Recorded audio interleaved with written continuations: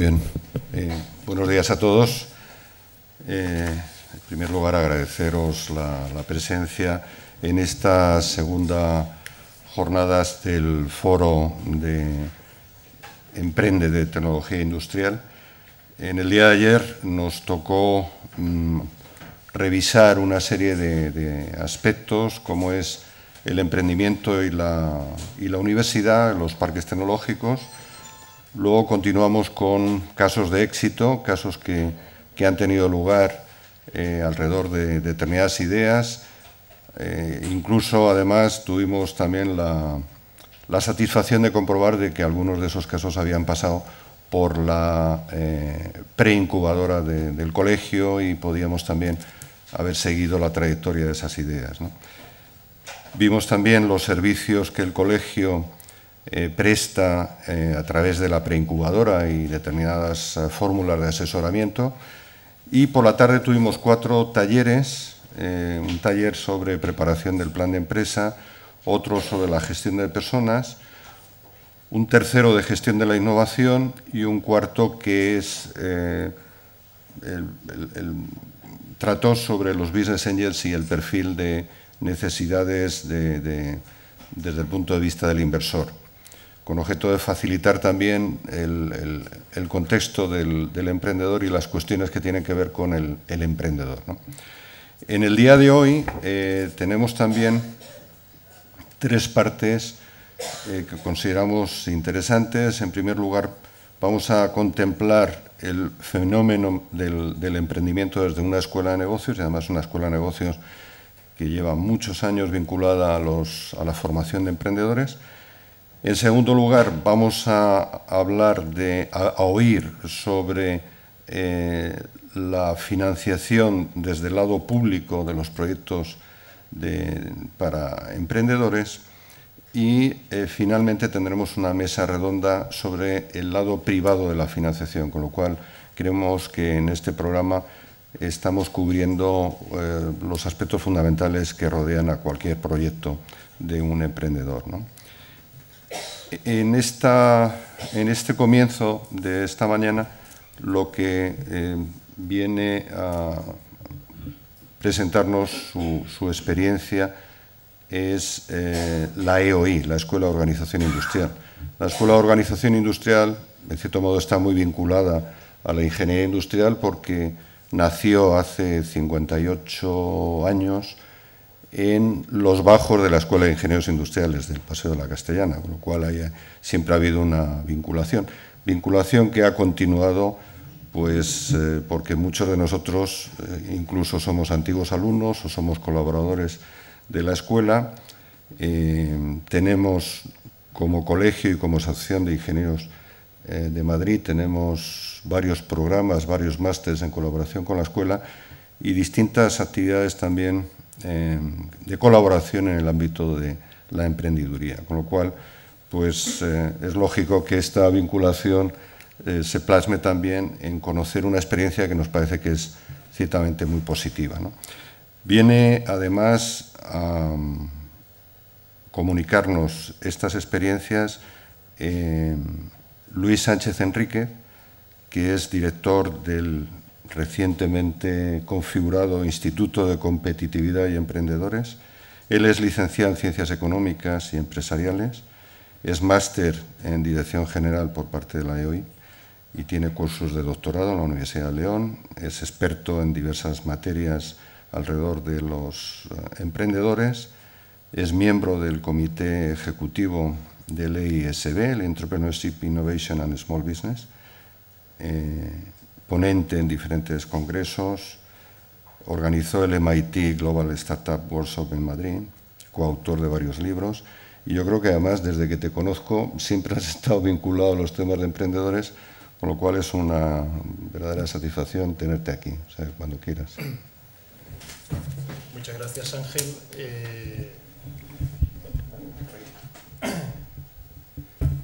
Antes que nada, quería agradecerte y agradecer al Colegio de Ingenieros la oportunidad que nos presta de poder participar en estas jornadas.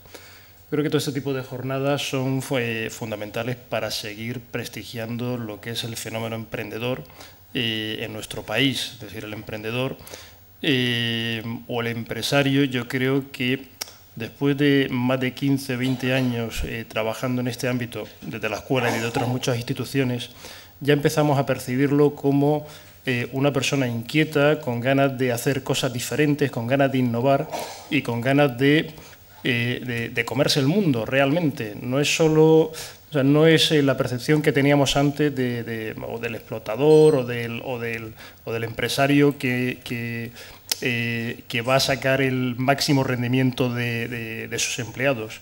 No, hoy día yo creo que esto está cambiando, afortunadamente ha cambiado bastante, y entre todas las instituciones que colaboramos en este ámbito se está prestigiando bastante y se está haciendo un magnífico trabajo con cualquier persona que quiere lanzar una empresa en nuestro país.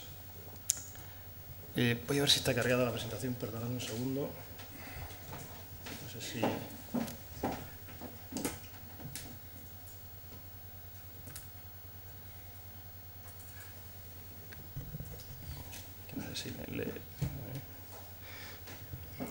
Yo quería comentaros hoy, desde la visión de la escuela, cómo hemos evolucionado en cuanto a lo que es el apoyo al emprendedor y cómo estamos trabajando actualmente, porque las necesidades que había hace 15 años no son las necesidades de hoy en día.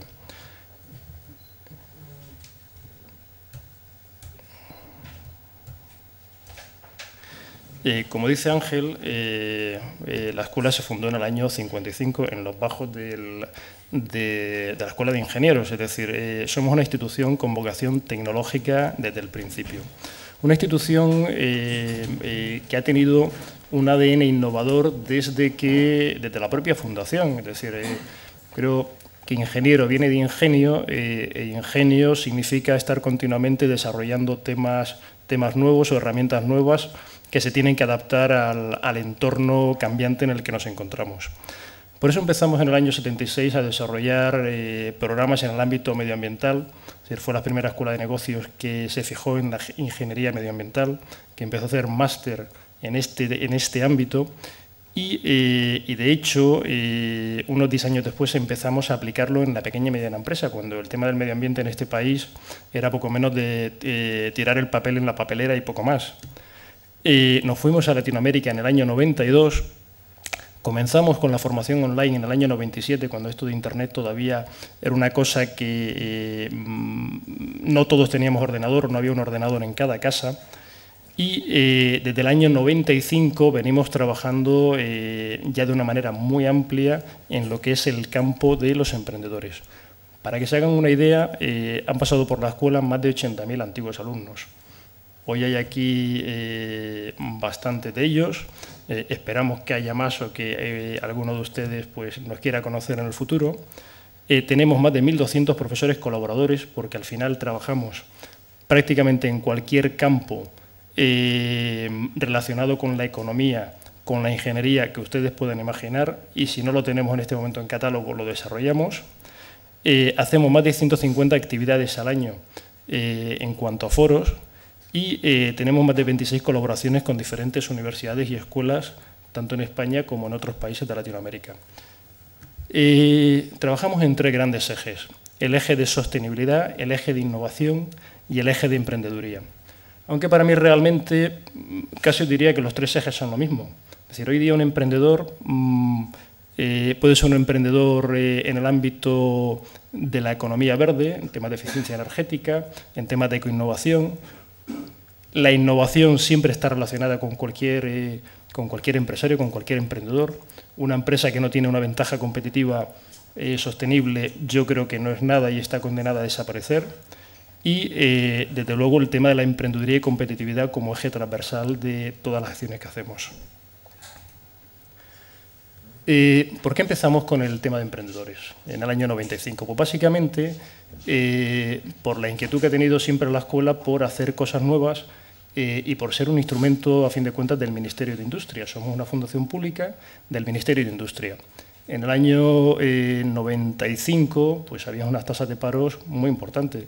No sé si como las actuales que estamos viviendo, quizás un poquito menos, pero bueno, era una necesidad. Era una necesidad ayudar a que se generase empleo, y se generase empleo a través de la creación del propio puesto de trabajo. La escuela obtuvo fondos del Fondo Social Europeo para lanzar un programa operativo con el fin de ayudar a crear y consolidar empresas. Desde entonces hemos renovado ese programa operativo y actualmente tenemos uno con el Fondo Social Europeo y otro con el FEDER, orientado a mejorar la innovación en las pymes.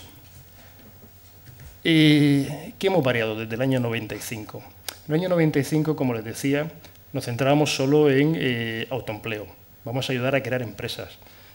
Básicamente eran empresas por motivo de supervivencia. Yo no tengo trabajo, no encuentro empleo y, por lo tanto, ¿por qué no me creo mi propio empleo? ¿Y cómo me lo creo? ¿Y esto cómo funciona? Con lo cual, orientábamos el tiro básicamente a desde un fontanero, una mercería, cualquier tipo de actividad entraba en uno de nuestros programas formativos. Desde entonces esto ha ido variando, hemos ido variando el tiro. Es decir, antes,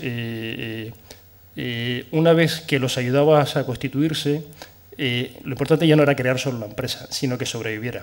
Y ya que tienes que sobrevivir, tienes que ser competitivo, con lo cual tienes que pensar en una ventaja competitiva. Aunque seas una mercería, tienes que tener una ventaja competitiva con respecto a la de al lado. Y además que sea sostenible, que no te pueden copiar. Y el día que te copien, sé mejor y haz una cosa diferente. Medioambientales. La Escuela de Organización Industrial, uno de sus mandatos es fomentar la sostenibilidad, fomentar el medio ambiente en cualquiera de las actuaciones que hagamos.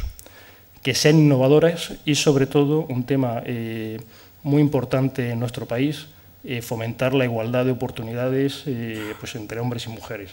Con lo cual, aparte de primar, dado que además es un objetivo transversal del Fondo Social Europeo, el que las mujeres se incorporen a este tipo de programas, hacíamos programas exclusivamente para mujeres.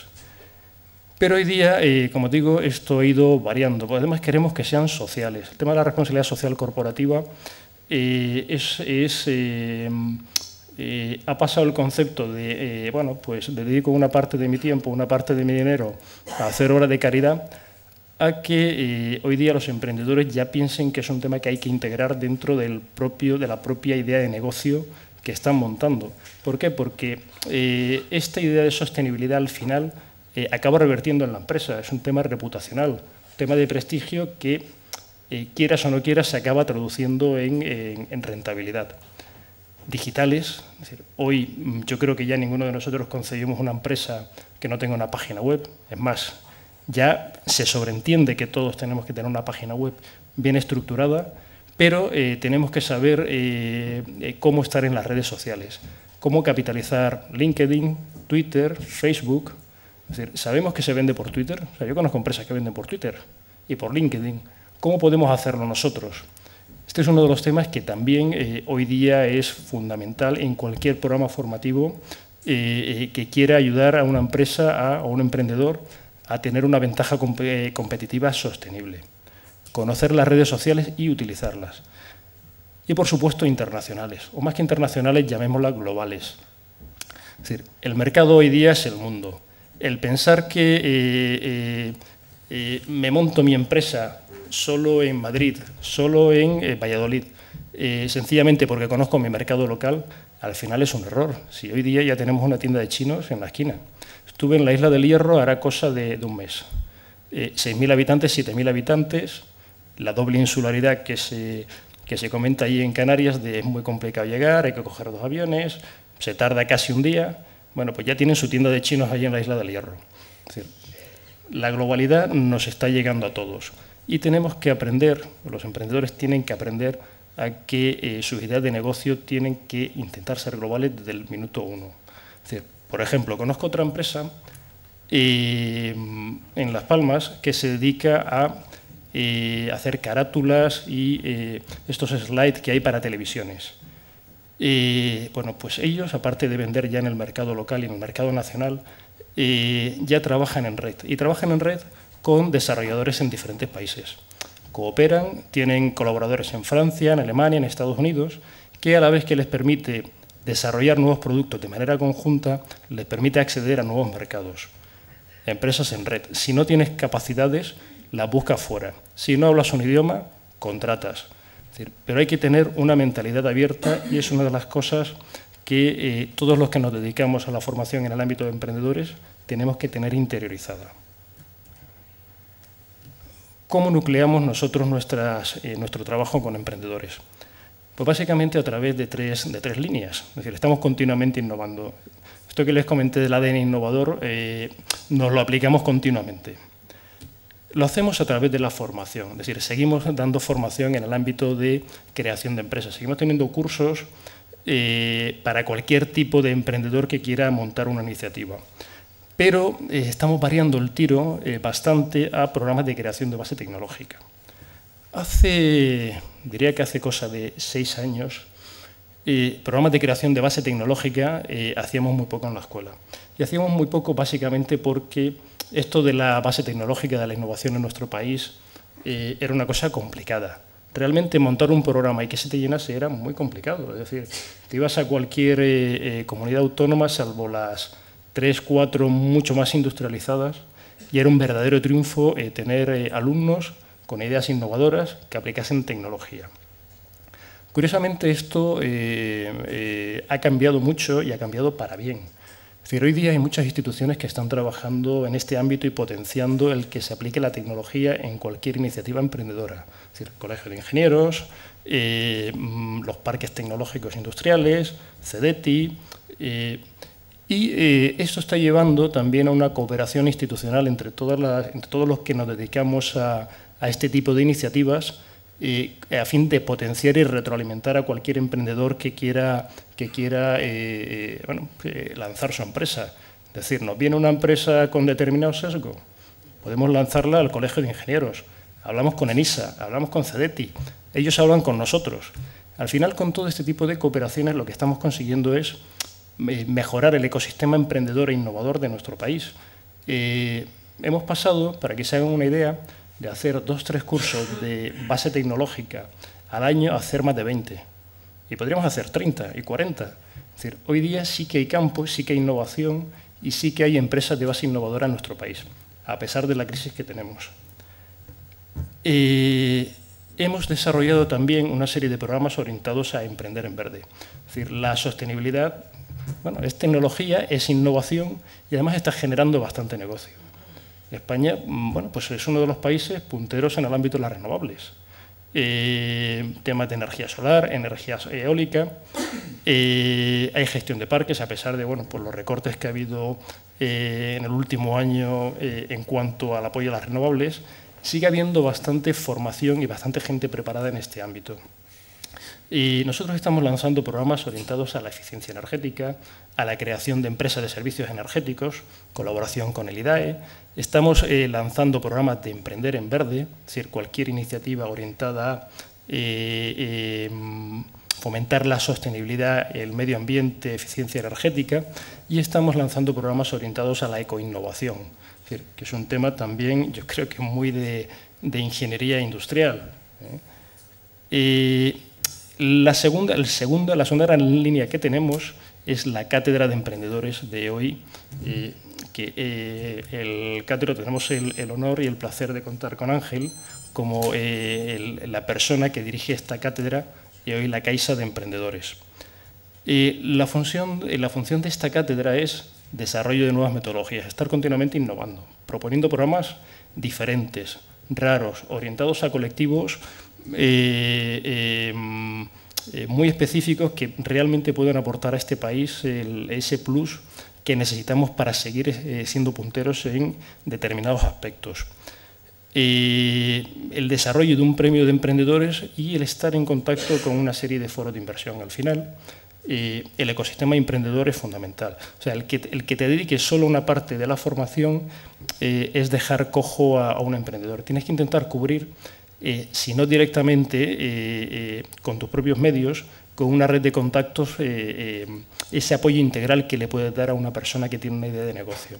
No solo desde que viene a formarse o a que le ayudes a diseñar y desarrollar su plan de negocio, sino a montarla y a seguir escalando esa empresa.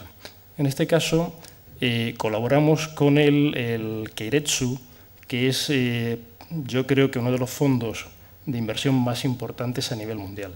Llevamos o colaboramos en el capítulo de Madrid. Y por último tenemos un tema totalmente nuevo que no sabemos cómo nos va a funcionar, que es el Club de Emprendedores SEOI. El Club de Emprendedores SEOI que viene a través del Club EOI. Y es una experiencia, no sé decirlo, tipo estos movimientos que existen ahora mismo de un grupo de emprendedores que se reúnen, que empiezan a proponer cosas, que empiezan a intercambiar experiencias. Pues hay cerca ya de 100 y pico emprendedores que han decidido dar el paso adelante y decirnos, oye, hoy que nosotros también queremos hacer cosas, que queremos probar cosas diferentes y proponeros cosas diferentes, que queremos darnos charlas aquí, traernos gente que aporten a la EOI, que nos aporten a nosotros. Y vamos a ver qué va a pasar, irnos a otras provincias y en vez de ser 100, ser 1000 el año que viene, internacionalizarnos. Y desde la escuela hemos dicho, bueno, pues venga, vamos a intentarlo, vamos a ver qué sale de esto. Vamos a proponeros cosas y vamos a ver qué innováis. ¿Y por qué nos metemos en este berenjenal, a fin de cuentas? Porque somos una fundación pública del Ministerio de Industria y realmente no tendríamos por qué meternos en este tipo de charcos, pero volvemos a lo mismo, somos una institución con un ADN innovador. Yo creo que tenemos que probar, tenemos que arriesgar, tenemos que buscar maneras diferentes de apoyar a los emprendedores y de que ellos mismos nos propongan otras maneras de poder ser ayudados. Habrá experiencias que saldrán bien, experiencias que saldrán mal, pero desde luego yo creo que mal podríamos enseñar a otros cómo emprender si nosotros mismos no somos capaces de emprender nuevas líneas de trabajo. ¿Cómo hemos montado o cómo tenemos nuestro ecosistema emprendedor? Y aquí voy a ir ya mucho más rápido. Es decir, básicamente porque pensamos que la formación no vale cualquier formación, no vale el coger y dar una charla a un emprendedor para que monte un negocio. Nosotros trabajamos, bueno, una metodología innovadora. Creo que ya hay bastantes instituciones que trabajan de esta manera. Lo importante no es solo la formación, sino trabajar con cada uno de los proyectos, personalizar la formación, darle una consultoría a cada emprendedor especializada para que piense o repiense su plan de negocio, pero que lo piense en un periodo de 2, 3, 4 meses. Es decir, yo siempre he sido enemigo de las charlas de en una tarde te cuento cómo montar un negocio y tú lo montas. Salvo aquel que lleve años montando empresas y por lo tanto conozca las dinámicas, hay que cambiar la mentalidad de las personas que quieren montar un negocio. Es decir, gente que está asalariada por cuenta ajena, que viene con una serie de planteamientos mentales que, bueno, pues que hay que irle cambiando. Que por un lado hay que empujarle y decirle, venga, tú puedes. Por otro hay que bajarle al suelo y decirle, tranquilo, tranquilo, no corras. Y por otro, al final, una vez que haya estudiado y haya hecho su plan de negocio, decirle, venga, ahora sí, parece solvente, tiremos para adelante. Esto, bueno, pues es otra de las cosas que ha ido variando a lo largo de los 15 años que venimos trabajando y que hemos ido viendo en el ecosistema emprendedor de este país.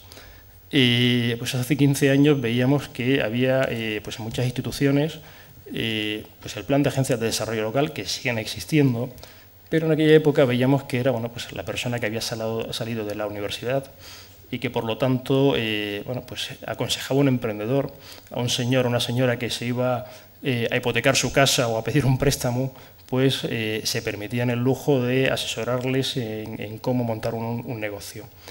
Y ese era un modelo que a nosotros no nos gustaba, nos parecía que, bueno, que para asesorar por lo menos necesitabas tener gente que llevase al menos 8 o 10 años de experiencia en el mercado, con sus propias empresas, que supieran no solo la teoría es importante, del plan financiero, el plan de marketing, pero alguien que lo hubiera aplicado, alguien que supiera que los inspectores de Hacienda de la comunidad X se fijan más en esto que en esto otro, que este tema aquí se hace de esta manera o de esta otra. Es decir, enfoques bastante prácticos y con personas bastante empáticas. Es decir, cuando tú te juegas el dinero, cuando tú te juegas tu idea, tu futuro, lo menos que te gustaría tener es alguien que se siente contigo, que le puedas contar, que le puedas llorar al hombro, que a veces empiezas a hablar de tu proyecto y acabas hablando de tu familia, pero que sea la persona que te genere confianza por su paciencia, por sus conocimientos y sobre todo porque bueno, pues, te entiende. Y entiende, después de comprenderte, sabe que puedes sacarlo adelante y que puedes montar tu empresa. Generación de conocimientos, al final somos una escuela de negocios y una de las grandes cosas que siempre hemos hecho es transformar cualquier conocimiento que impartimos en cualquiera de nuestros máster para personas que quieren trabajar en una gran empresa, ámbitos de medio ambiente, de ecoinnovación, de economía digital. Somos capaces de transformarlo para explicárselo a emprendedores y explicárselo a pequeños empresarios o micro pequeños empresarios. Y desde luego, lo que hablaba antes, la cooperación, para nosotros fundamental. Buscamos instituciones con las cuales aporten valor añadido a lo que hacemos, aparte de cofinanciar parte de nuestros programas formativos, pues toda aquella institución que pues, tenga un vivero, que tenga relaciones en el ámbito local donde trabajamos, que puedan aportar otra serie de valores tangibles o intangibles a ese emprendedor.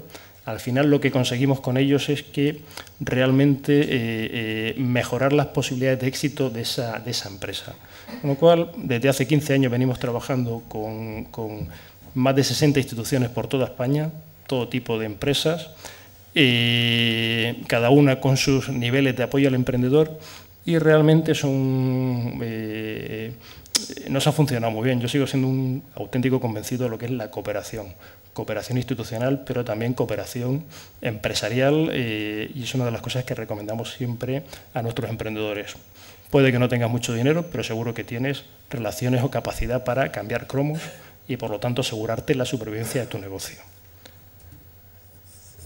Lo que sí también hemos estado variando el tiro en cuanto a las relaciones institucionales que tenemos.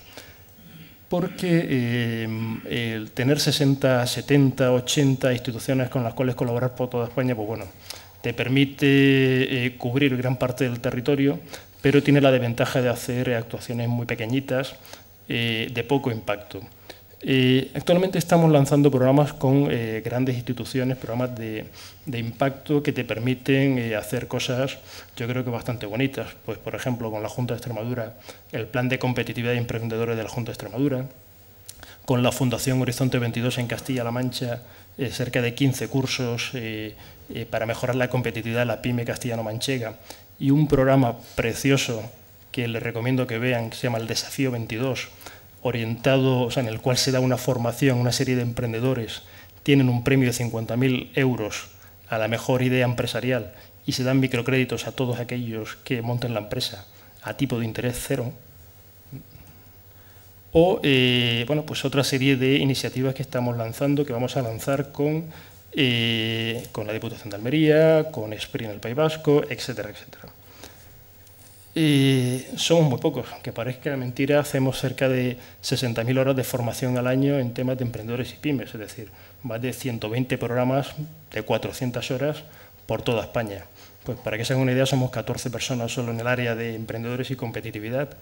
Eso sí, tenemos una gran red de expertos, una gran red de profesores y bueno, y como son fondos europeos, es importante compatibilizar la eficiencia con el enorme rigor a la hora de controlarlos. Y para acabar, y no aburrirles mucho más, encargamos una auditoría el año pasado, un estudio sobre el impacto de la formación que hacemos. Estamos continuamente auditándonos y estudiando para ver qué cosas mejorar. No, para no aburrirles con las cifras, solo decirle que el 2% de las personas que han pasado por nuestros programas, es decir, cada año son cerca de 3.000 personas, emprendedores y pequeños empresarios, pues solo el 2% han estado satisfechos o muy insatisfechos por el paso, en el paso por nuestras aulas y tras haber experimentado la experiencia EOI. Y ya para cerrar, volver a agradecer y volver a incidir en la línea que comentó Ángel Sansegundo antes. La EOI y el Colegio de Ingenieros pues estamos continuamente explorando nuevas maneras de hacer cosas juntos en el ámbito de emprendedores. Estamos desarrollando, bueno, la escuela, no exactamente mi área, un Máster Executive en Dirección de Empresas Industriales y Tecnológicas, pero estamos explorando otra serie de actividades. Queremos lanzar ahora un programa para jóvenes emprendedores, que ya estamos sondeando la posibilidad de hacerlo conjuntamente, un proyecto para valorar capacidades de inversión o por qué los business angels y los capitales ricos se fijan en unos proyectos y no en otros, y otra serie de proyectos que seguimos estudiando y que seguro que algunos de ellos se acabarán fructificando este año. Y por mi parte, pues nada más, reiterar las gracias por su atención y por la amable invitación del Colegio de Ingenieros para que la EOI pudiera estar presente hoy en estas jornadas. Muchísimas gracias.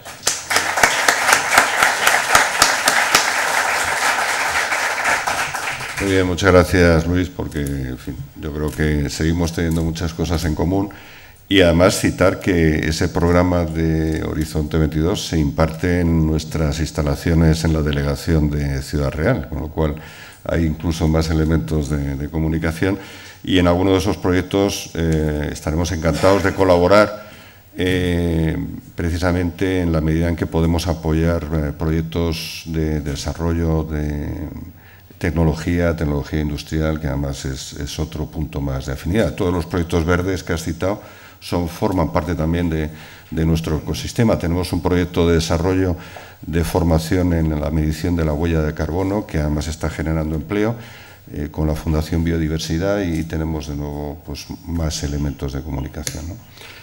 Bueno, pues procede ahora la sesión de apoyo y financiación pública y espero que esta jornada pues, siga siendo de interés para todos. Muchas gracias.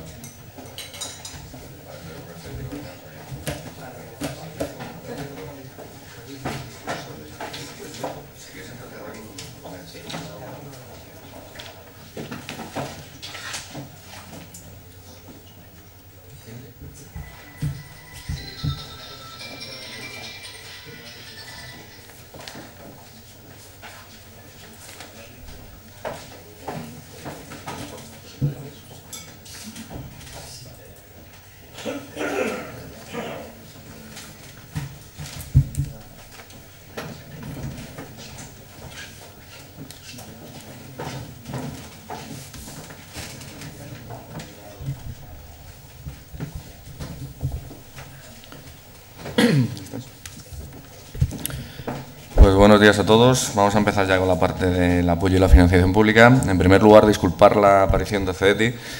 Ha surgido un inconveniente de última hora. Como sabéis, están en plena reestructuración. Se han disculpado, han intentado buscar un suplente, pero no ha habido forma. De todas maneras, el próximo día 23 tenemos aquí en el colegio una jornada sobre nanotecnología y esa misma ponencia que iban a impartir la van a impartir. Lo digo por si alguno estaba muy interesado en ella, pues puede asistir ese día. En primer lugar, vamos a tener a la presencia de Cormac Lletget, de ENISA.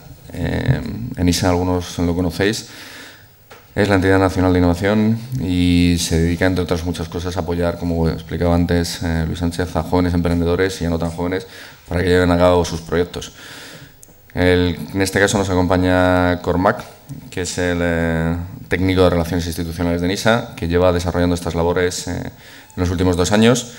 Está especializado en jóvenes emprendedores, pero también lleva otras líneas de acción dentro de ENISA y tiene una gran experiencia en el campo de las inversiones financieras, puesto que anteriormente trabajaba en una entidad financiera. Y como lo importante es la ponencia, Cormac, te cedo el turno y muchas gracias por venir. Bueno, gracias. Bueno, buenos días a todos. Hoy os voy a dar una breve presentación de unos 15 o 20 minutos acerca de los diferentes productos y las líneas de financiación de las que dispone ENISA, ¿no? Empezaré hablando un poquito de lo que es ENISA para algunos de vosotros que tal vez no la conozcáis. ENISA es una empresa de capital público, es decir, una sociedad pública que se dedica principalmente a la financiación de la pequeña y mediana empresa española, ¿no?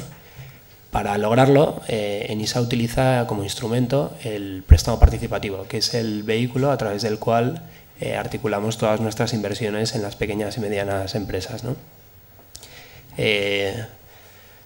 Bueno, como todos sabéis, antes de empezar la presentación, bueno, a través de los nuevos presupuestos generales del Estado, nosotros funcionamos con dotaciones de los presupuestos generales del Estado y para el ejercicio 2012 la previsión es que se aumente la partida presupuestaria que dispone NISA alcanzando los 98 millones de euros, ¿no?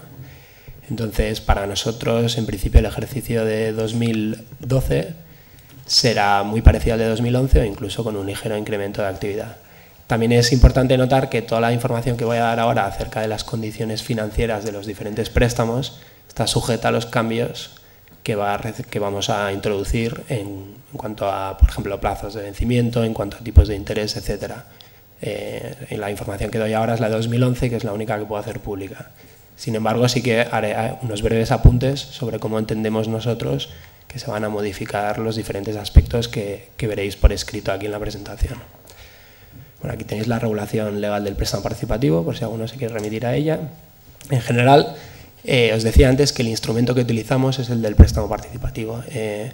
Para aquellos que no conozcáis la figura del préstamo participativo, el préstamo participativo tiene principalmente 4 características que le definen, ¿no? Y la más importante de ellas es la variabilidad del tipo de interés. Es decir, a diferencia de un préstamo bancario tradicional, el tipo de interés que va a pagar el prestatario va a evolucionar no solamente en función de un referencial externo, como puede ser el Euribor, sino, en el caso de NISA, por ejemplo, en función de los resultados económicos de la sociedad. En una diapositiva posterior entraremos en detalle a ver cómo se devenga el tipo de interés y cómo se calcula, ¿no? La segunda característica principal de un participativo es que se trata de deuda subordinada. Es decir, a diferencia de, por ejemplo, como decíamos anteriormente, un préstamo bancario tradicional, el préstamo participativo tiene la condición de subordinado. Es decir, que en un caso hipotético de concurso de acreedores, la deuda de NISA siempre está por debajo de la de los acreedores comunes. Esto, traducido a no ese caso hipotético de concurso de acreedores, sino a la vida de una empresa que está operando con normalidad, se traduce en que, de alguna manera, con otros terceros con los que esa sociedad quiera endeudarse, digamos que puede hablar de que es verdad que tiene deuda, pero es deuda subordinada y, por lo tanto, la calidad crediticia de esa sociedad es mayor, ¿no? En tercer lugar, hay 2 supuestos en los que el préstamo participativo, el préstamo participativo, aunque tenga la consideración de fondo ajeno, hay 2 supuestos en los que tiene la consideración de fondo propio, que son los de reducción de capital y liquidación de la sociedad, y en ese caso sí que puede absorber pérdidas. Entonces, un préstamo participativo en estos 2 supuestos sí que actuaría como de alguna forma de cuasi capital. Y en cuarto lugar, la característica del préstamo participativo es que para poder llevar a cabo su amortización anticipada es necesario realizar una ampliación de capital por el importe equivalente a la amortización anticipada. Y el motivo por el cual, es una exigencia legal de la ley que os mencionaba en la diapositiva anterior, y el motivo por el cual existe esta legislación es precisamente por el punto 2 y 3 de las características del préstamo participativo. Es decir, si tiene la consideración de deuda subordinada y la capacidad de absorber pérdidas en esos supuestos y se amortiza de forma anticipada, de alguna forma la ley prevé una protección para terceros que de buena fe han pactado con esta sociedad pensando que existía este colchón, digamos, y ahora la sociedad decide amortizarlo. ¿Qué es lo que exige la ley? Pues que amplíes capital en importe equivalente para seguir protegiendo a estos terceros. Bueno, frente a un préstamo bancario tradicional, el préstamo participativo puede ofrecer algunas ventajas, ¿no? Yo destaco aquí siempre 3, que son, en primer lugar, lo que os decía anteriormente, que el préstamo participativo, el tipo de interés que se va a pagar, variará en función de los resultados de la empresa y no en función de un referencial externo y ajeno a los resultados de la misma, ¿no? De alguna manera, esto hace que el tipo de interés que va a pagar el emprendedor o el empresario se acomode un poco a los resultados económicos de su sociedad. En segundo lugar, y también a diferencia de un préstamo bancario tradicional, está la subordinación de la deuda, ¿no? Y la evidente ventaja que supone esta característica a la hora de negociar con terceros futura deuda, ¿no? O incluso la entrada en la estructura accionarial de un capital riesgo, por ejemplo. Y finalmente que el préstamo participativo, en el caso concreto de NISA, nosotros no buscamos que nos presenten avales ni garantías reales de ningún tipo. Es decir, para nosotros, digamos, a diferencia de lo que puede ser una operación de un préstamo bancario, nosotros no vamos a pedir que un tercero avale esa operación o que nos presente ningún tipo de garantías reales, ¿no? Para nosotros es el propio negocio o el estudio que hagamos de ese negocio lo que es la garantía que nos ofrece, ¿no? Bueno, y frente a otra opción también muy recurrida por muchas empresas, que es la del capital riesgo, nosotros entendemos que el préstamo participativo ofrece la ventaja principal, que es que nosotros no entramos en la estructura accionarial de la sociedad y por lo tanto tampoco en su gestión diaria, ni nos sentamos en el consejo de administración ni en la junta de accionistas, a diferencia de lo que puede hacer un fondo de capital riesgo, ¿no? Y en segundo lugar, a la hora de optar por la financiación de un préstamo participativo como una opción para financiar un proyecto empresarial frente a lo que puede ser un capital riesgo, en el caso del préstamo participativo no se hace necesario llevar a cabo procesos como la due diligence para la valoración de la empresa a la hora de invertir o a la hora de desinvertir, ¿no? Y bueno, esto es un ahorro notable de costes. En concreto, las características concretas que tiene el préstamo participativo de NISA, ¿no? Tiene un vencimiento a muy largo plazo, de entre 7 y 9 años. Tiene un muy largo periodo de carencia. Dentro de este vencimiento puede ser aplazar tener un periodo de vencimiento, de carencia muy amplio, y con eso, ¿qué haces? Pues aplazas el pago del principal a los últimos 2 años de vida de préstamo y estás efectivamente los primeros años de vida solamente pagando los intereses. Con esto nosotros también hay un motivo por el cual disponemos de carencias tan amplias y también de vencimientos tan amplios, es porque sabemos que es en los primeros años de vida de un proyecto empresarial en los que es más difícil generar un retorno, ¿no? Y de ahí que exista la posibilidad de aplazar a la parte final del préstamo el monto más importante a devolver, ¿no? Os decía anteriormente, la variabilidad del tipo de interés. En la siguiente diapositiva entraremos a fondo en cómo se explica esto. Las cuantías que financiamos, el importe mínimo que financiamos es de 100.000 y el importe máximo es de 1,5 millones. Para que os hagáis una idea, el préstamo medio en 2011 fue alrededor de 300.000 euros.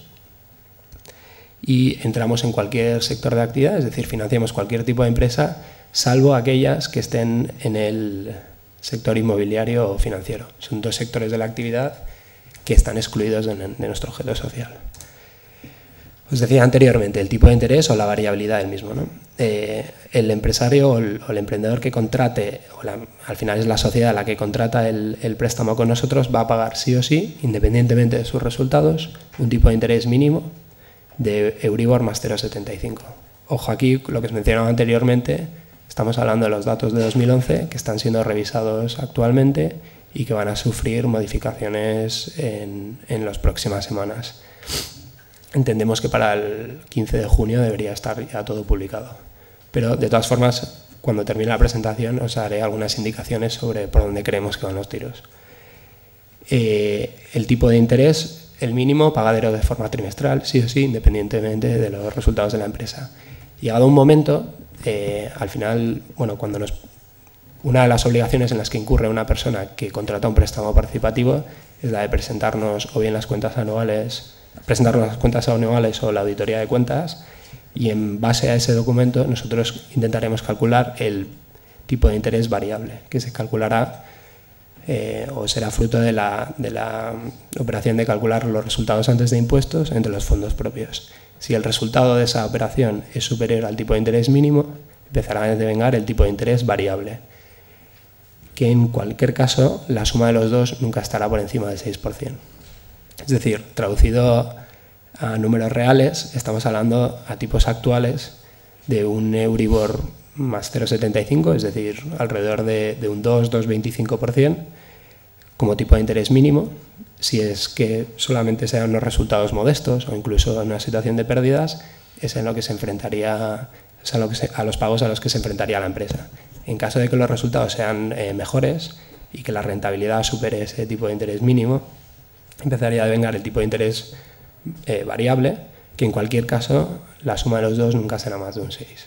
Esto es el escenario de mayor pago de intereses, pero a la vez es un escenario más optimista en el que la rentabilidad de la empresa es alta. Bueno, ¿quiénes pueden acceder a la financiación de ENISA, ¿no? Bueno, en primer lugar, os decía anteriormente, nuestro cometido social es la financiación de la pyme española. Por tanto, el primer requisito ineludible, tener forma societaria. Es decir, se excluye la figura del autónomo de nuestra financiación.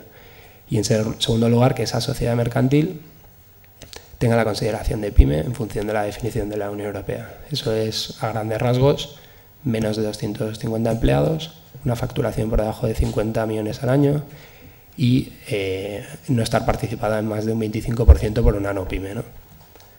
Eso es importante, el último detalle, porque a veces sociedades con apariencia de pyme en cuanto a facturación y a número de empleados tienen detrás un gran grupo que tiene un control de más de un 25% de la sociedad y nosotros entendemos que son pyme. En segundo lugar, nos deberán presentar el plan de negocio. El plan de negocio, como os decía anteriormente, nosotros no pedimos avales ni garantías, por lo tanto, a lo que nos ceñimos, a lo que nos remitimos siempre, el analista de inversiones que estudia vuestro proyecto es al plan de negocio, y de ahí que sea la parte más importante de todo el proceso de solicitud. Es decir, llevar a cabo un buen plan de negocio y presentarlo, y que sea un plan convincente, ¿no?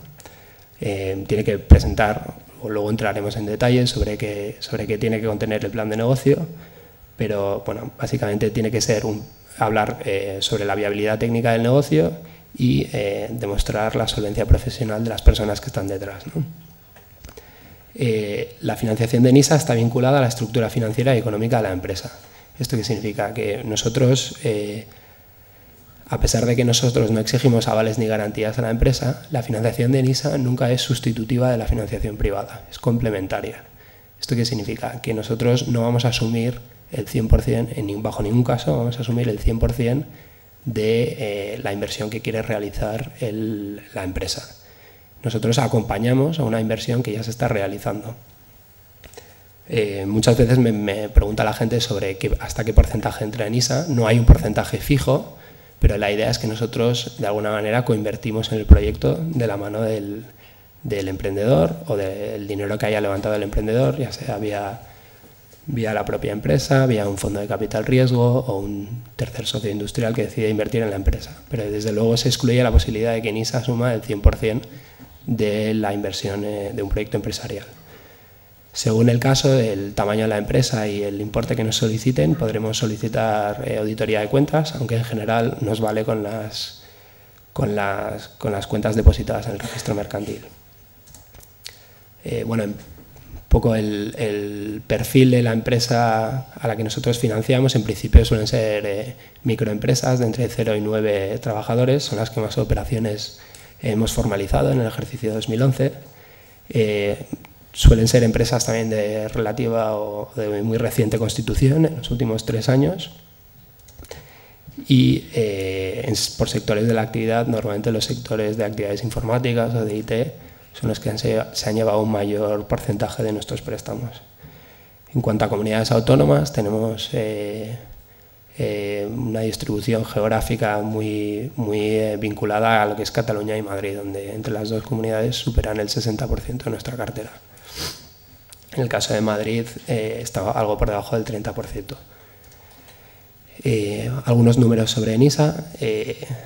El año pasado, en las líneas del préstamo participativo, que os acabo de comentar ahora, concedimos 75 millones de euros en préstamos, lo que viene a ser unas 252 operaciones, por un importe en medio de alrededor de 300.000 euros, como os comentaba anteriormente, ¿no?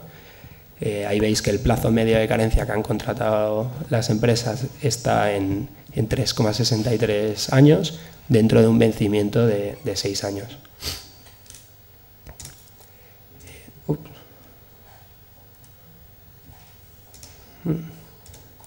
Bueno, ¿cuál es la operativa? Una vez que uno ha entendido lo que es el préstamo participativo, considera que es lo oportuno para su empresa y cree que su empresa reúne los requisitos para considerarse elegible por parte de ENISA, ¿no?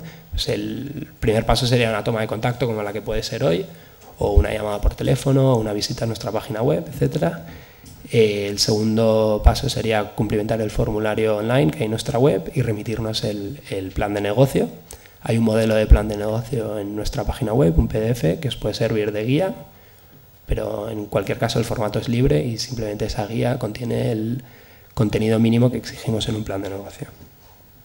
Finalmente el plan entrará en el departamento de inversiones de NISA y según su importe irá al Consejo de Administración o bien simplemente pasará por el Comité de Inversiones y finalmente se iría a la aprobación de la operación. Una vez que se ha aprobado la operación, el siguiente paso ya es la formalización del préstamo vía la firma de la póliza ante notario y el desembolso del dinero. Hay una distinción entre aprobación y formalización porque muchas veces o en algunas ocasiones podemos aprobar una operación pero condicionar su desembolso digamos, a lograr un determinado hito. Por ejemplo, os hablaba antes de que la inversión de NISA nunca es sustitutiva de la inversión privada. Muchas veces nos plantean una propuesta de inversión en la que NISA, por ejemplo, va a asumir, digamos, el 40% de la inversión a realizar y nosotros podemos aprobar la operación, pero condicionar su desembolso a que efectivamente la empresa consiga levantar la inversión restante, digamos el 60% restante, y una vez que nos hayan acreditado eso, nosotros procederíamos a la formalización de la operación, ¿no? Eso, de ahí la distinción entre aprobación y formalización. En cuanto a tiempos es difícil contestar, pero en general estamos hablando de si todas las partes funcionan bien y el plan de negocios no requiere de subsanaciones fuertes, estamos hablando de unos 3 meses, ¿no? Aquí tenéis un caso real de operativa, una empresa que tiene unas necesidades financieras de 550.000 euros con unos recursos propios de 300.000, es decir, es el dinero que son capaces de levantar ellos, y piden a NISA financiar 250.000, ¿no? Les concedemos un préstamo con un vencimiento a 6 años y con una carencia de 3 años dentro del mismo, carencia siempre de capital, no de interés. Pues en primer lugar, nosotros calculamos que alrededor de 3-4 meses es un periodo razonable y conservador para pensar que esa operación se puede formalizar. Bueno, sobre línea EBT creo que voy a pasar por falta de tiempo y haré una mención específica al tema de jóvenes emprendedores, ¿no? Desde el año 2010 nosotros tenemos la línea de jóvenes emprendedores que está pensada un poco para cubrir el hueco, que nos llegaba mucho feedback de empresas que decían que los importes que financiamos se les quedaban algo grandes o los requisitos para poder llegar a esos importes se les escapaban un poco, ¿no? De ahí que desde el año 2010, desde el Ministerio, nos instaran a llevar a cabo la línea de jóvenes emprendedores y la idea es estimular pues, digamos, la creación de empresas por parte de personas jóvenes. Entendiendo Portal en el año 2011 menores de 35, aunque ya os digo que este año probablemente sean menores de 40, ¿no? El instrumento que utilizamos es el mismo, como en NISA, salvo en la línea MAP, de la que hoy no he tenido tiempo de hablaros. Siempre el instrumento es el préstamo participativo, ¿no? El importe máximo del mismo es de 50.000 euros, a diferencia de los anteriores, que decíamos que era de un importe mínimo de 100.000, ¿recordáis? El periodo de amortización se reduce también a 4 años y el periodo de carencia también a 6 meses. Todas estas condiciones, no son, a diferencia de tanto el de amortización como el de carencia, no son negociables, sino es de o lo tomas o lo dejas. El tipo de interés mínimo está referenciado al Euribor, pero con un diferencial más alto, y el tipo de interés variable, de la misma forma, se calculará en función de la rentabilidad financiera de la empresa con un cap o con un tope del 6%. Como veis, las condiciones de acceso, o sea, las condiciones financieras del préstamo son algo más duras en el caso de jóvenes emprendedores que en el caso de las líneas financieras grandes. Ahora bien, la posibilidad de acceder o la facilidad para acceder al mismo es mucho mayor, ¿no? Ahora veremos los requisitos.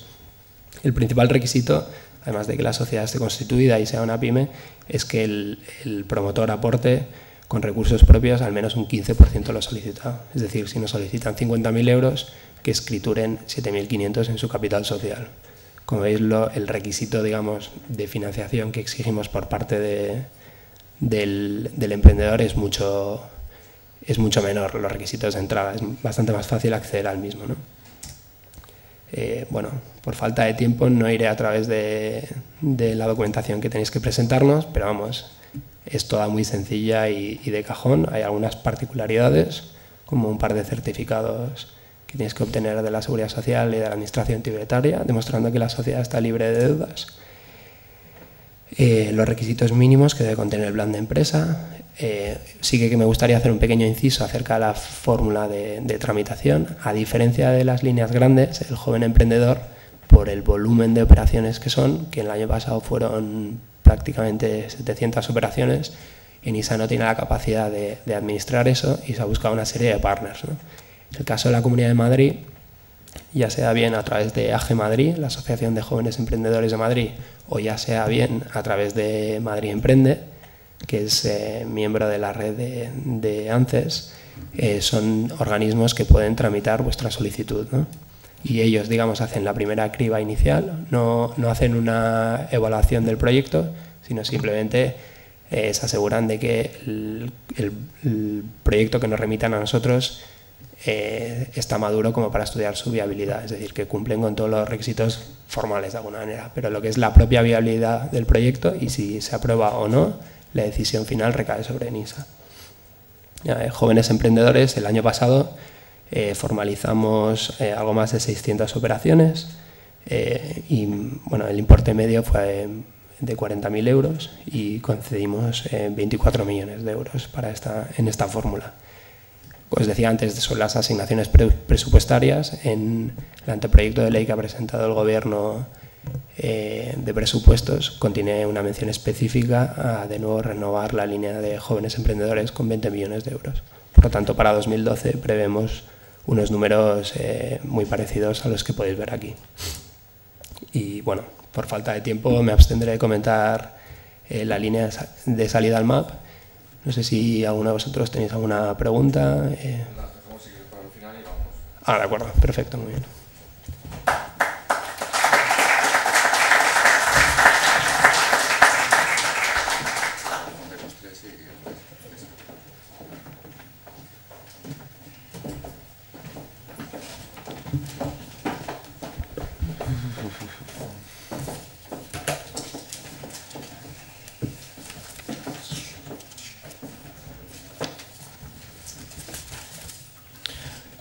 Gracias, Cormac, por tu presentación. Las preguntas las haremos al final ya con los tres ponentes y os recomiendo que acudáis a ENISA porque hay bastantes emprendedores que en el colegio ya se han beneficiado de esas líneas de acción.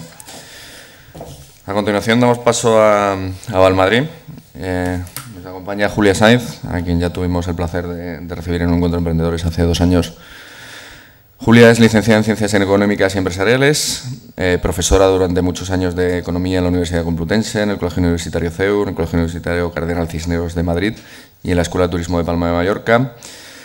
Redactó el Plan Económico y Financiero del Plan General de Urbanismo en Palma, ha sido autora de varias publicaciones en temas económicos y financieros y actualmente es directora del Departamento de Nueva Empresa y también en el Departamento de Relaciones Institucionales y Desarrollo de Negocio de Valmadrid.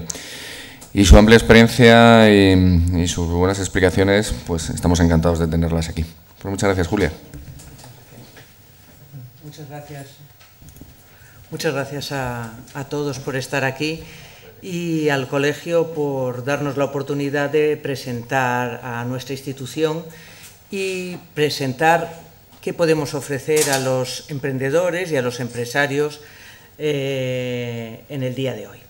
Bueno, si les parece, yo voy a hacer una presentación lo más breve posible, donde voy a tratar de explicar qué es Valmadrid y qué productos pueden ser de su interés. A Valmadrid digo que tengo que dar una breve referencia a qué es, porque es una sociedad de garantía recíproca y no todo el mundo sabe lo que es una sociedad de garantía recíproca. Una sociedad de garantía recíproca es una entidad financiera, lo primero. Es una entidad financiera, por lo tanto, supervisada por el Banco de España, pero es una entidad financiera muy especial.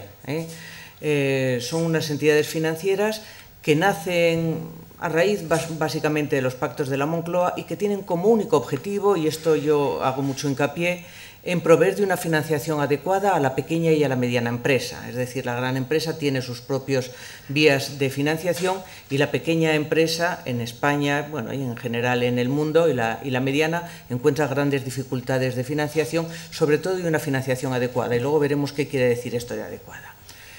Como institución somos una sociedad de capital mixto, estamos participados por una serie de instituciones, como son la Cámara de Comercio, CEIN, Bankia, que no está en su mejor momento, pero también, y sobre todo la Comunidad de Madrid. Y luego por todas aquellas empresas que vienen a solicitar financiación a nuestra entidad y que se convierten en socios. Es decir, las sociedades de garantía recíproca tienen un cierto carácter mutualista, de todos todos garantizamos a todos. Como decía en un principio, somos una entidad especializada en pymes que damos avales para que las entidades financieras estén dispuestas a conceder financiación adecuada a las empresas. Negociamos convenios con esas entidades y vamos a ver qué quiere decir esto. De alguna manera, y para que quede claro, Avalmadrid no es otra cosa que un intermediario. Somos unos intermediarios entre la pequeña y mediana empresa y las entidades de crédito que a todos ustedes les vienen a la cabeza, que son básicamente bancos y cajas. Dentro de poco, supongo que solo bancos. Estas entidades son las que a ustedes les van a dar el dinero para que lleven a cabo sus inversiones. Pero nosotros somos un intermediario que, a diferencia de lo que te viene a la cabeza cuando piensas en un intermediario, en vez de añadir coste, lo que añadimos es valor. Nosotros damos la garantía, el aval, para que esa entidad financiera esté dispuesta a prestarles a ustedes, a las pequeñas y a las medianas empresas, y estén dispuestos a financiarles a ustedes en condiciones mejores que lo harían si ustedes fueran directamente a ellos. ¿Por qué? Bueno, pues precisamente por lo que les digo, porque entre medio hay una sociedad de garantía recíproca que aporta el aval o, en definitiva, la garantía para que esa entidad esté dispuesta a prestar más barato, a más largo plazo, en mejores condiciones y, sobre todo en estos tiempos, para que esté dispuesta a prestar, que es muy importante. ¿Qué ventajas tiene para una pequeña empresa acudir a una sociedad de garantía recíproca? Yo siempre digo que las ventajas se derivan de sus propias limitaciones, las ventajas que tiene. ¿Cuáles son las limitaciones? Bueno, la capacidad de negociación, o sea, una pequeña empresa, un autónomo, nosotros sí financiamos autónomos, que va a una entidad financiera, tiene una baja capacidad de negociación, tiene una baja solvencia patrimonial, normalmente desconoce los convenios, desconoce el funcionamiento del sistema financiero. Bueno, todo esto queda compensado por nuestra intervención. Nosotros lo que hacemos es negociar con los bancos y con las cajas convenios, grandes cantidades de dinero, y logramos que esos bancos o cajas estén dispuestos a financiarles a ustedes a costes más bajos y a plazos más largos. Y eso es lo que digo, lo que significa una financiación adecuada. En esto yo insisto mucho. Una financiación adecuada es aquella que permite financiarse con una estructura financiera adecuada. ¿Qué quiere decir? Yo llevo muchos años dedicándome al emprendimiento. Quiere decir que si una pequeña empresa, un autónomo, una sociedad recién creada que necesita financiación va a una entidad financiera, durante los últimos años lo que lograba, en el mejor de los casos, era un préstamo personal. Y un préstamo personal es un préstamo a un corto plazo y a un tipo de interés muy alto. ¿Y esto qué significa? Que esa empresa nace ya con una estructura financiera inadecuada. Es decir, estamos financiando a corto plazo muchas veces una inversión que es una inversión a largo plazo, y estamos financiando con unos costes muy elevados una financiación que tendría que ser más barata y a un plazo más largo. Bueno, pues esto es lo que hacemos nosotros. ¿Cómo lo hacemos? Pues ofrecemos fundamentalmente dos tipos de productos, lo que son los avales financieros y los avales técnicos. Bueno, ¿qué es un aval financiero? Pues un aval financiero son aquellos que garantizan riesgos dinerarios ante establecimientos de crédito. En definitiva, y a todos los efectos, ¿qué es un aval financiero nuestro? Un préstamo, un crédito o un leasing. Tengan ustedes en cuenta que cuando una empresa necesita financiación va a venir a nuestras oficinas y nosotros vamos a desarrollar prácticamente todo el estudio y vamos a decir si ese préstamo, ese crédito o ese leasing se va a conceder.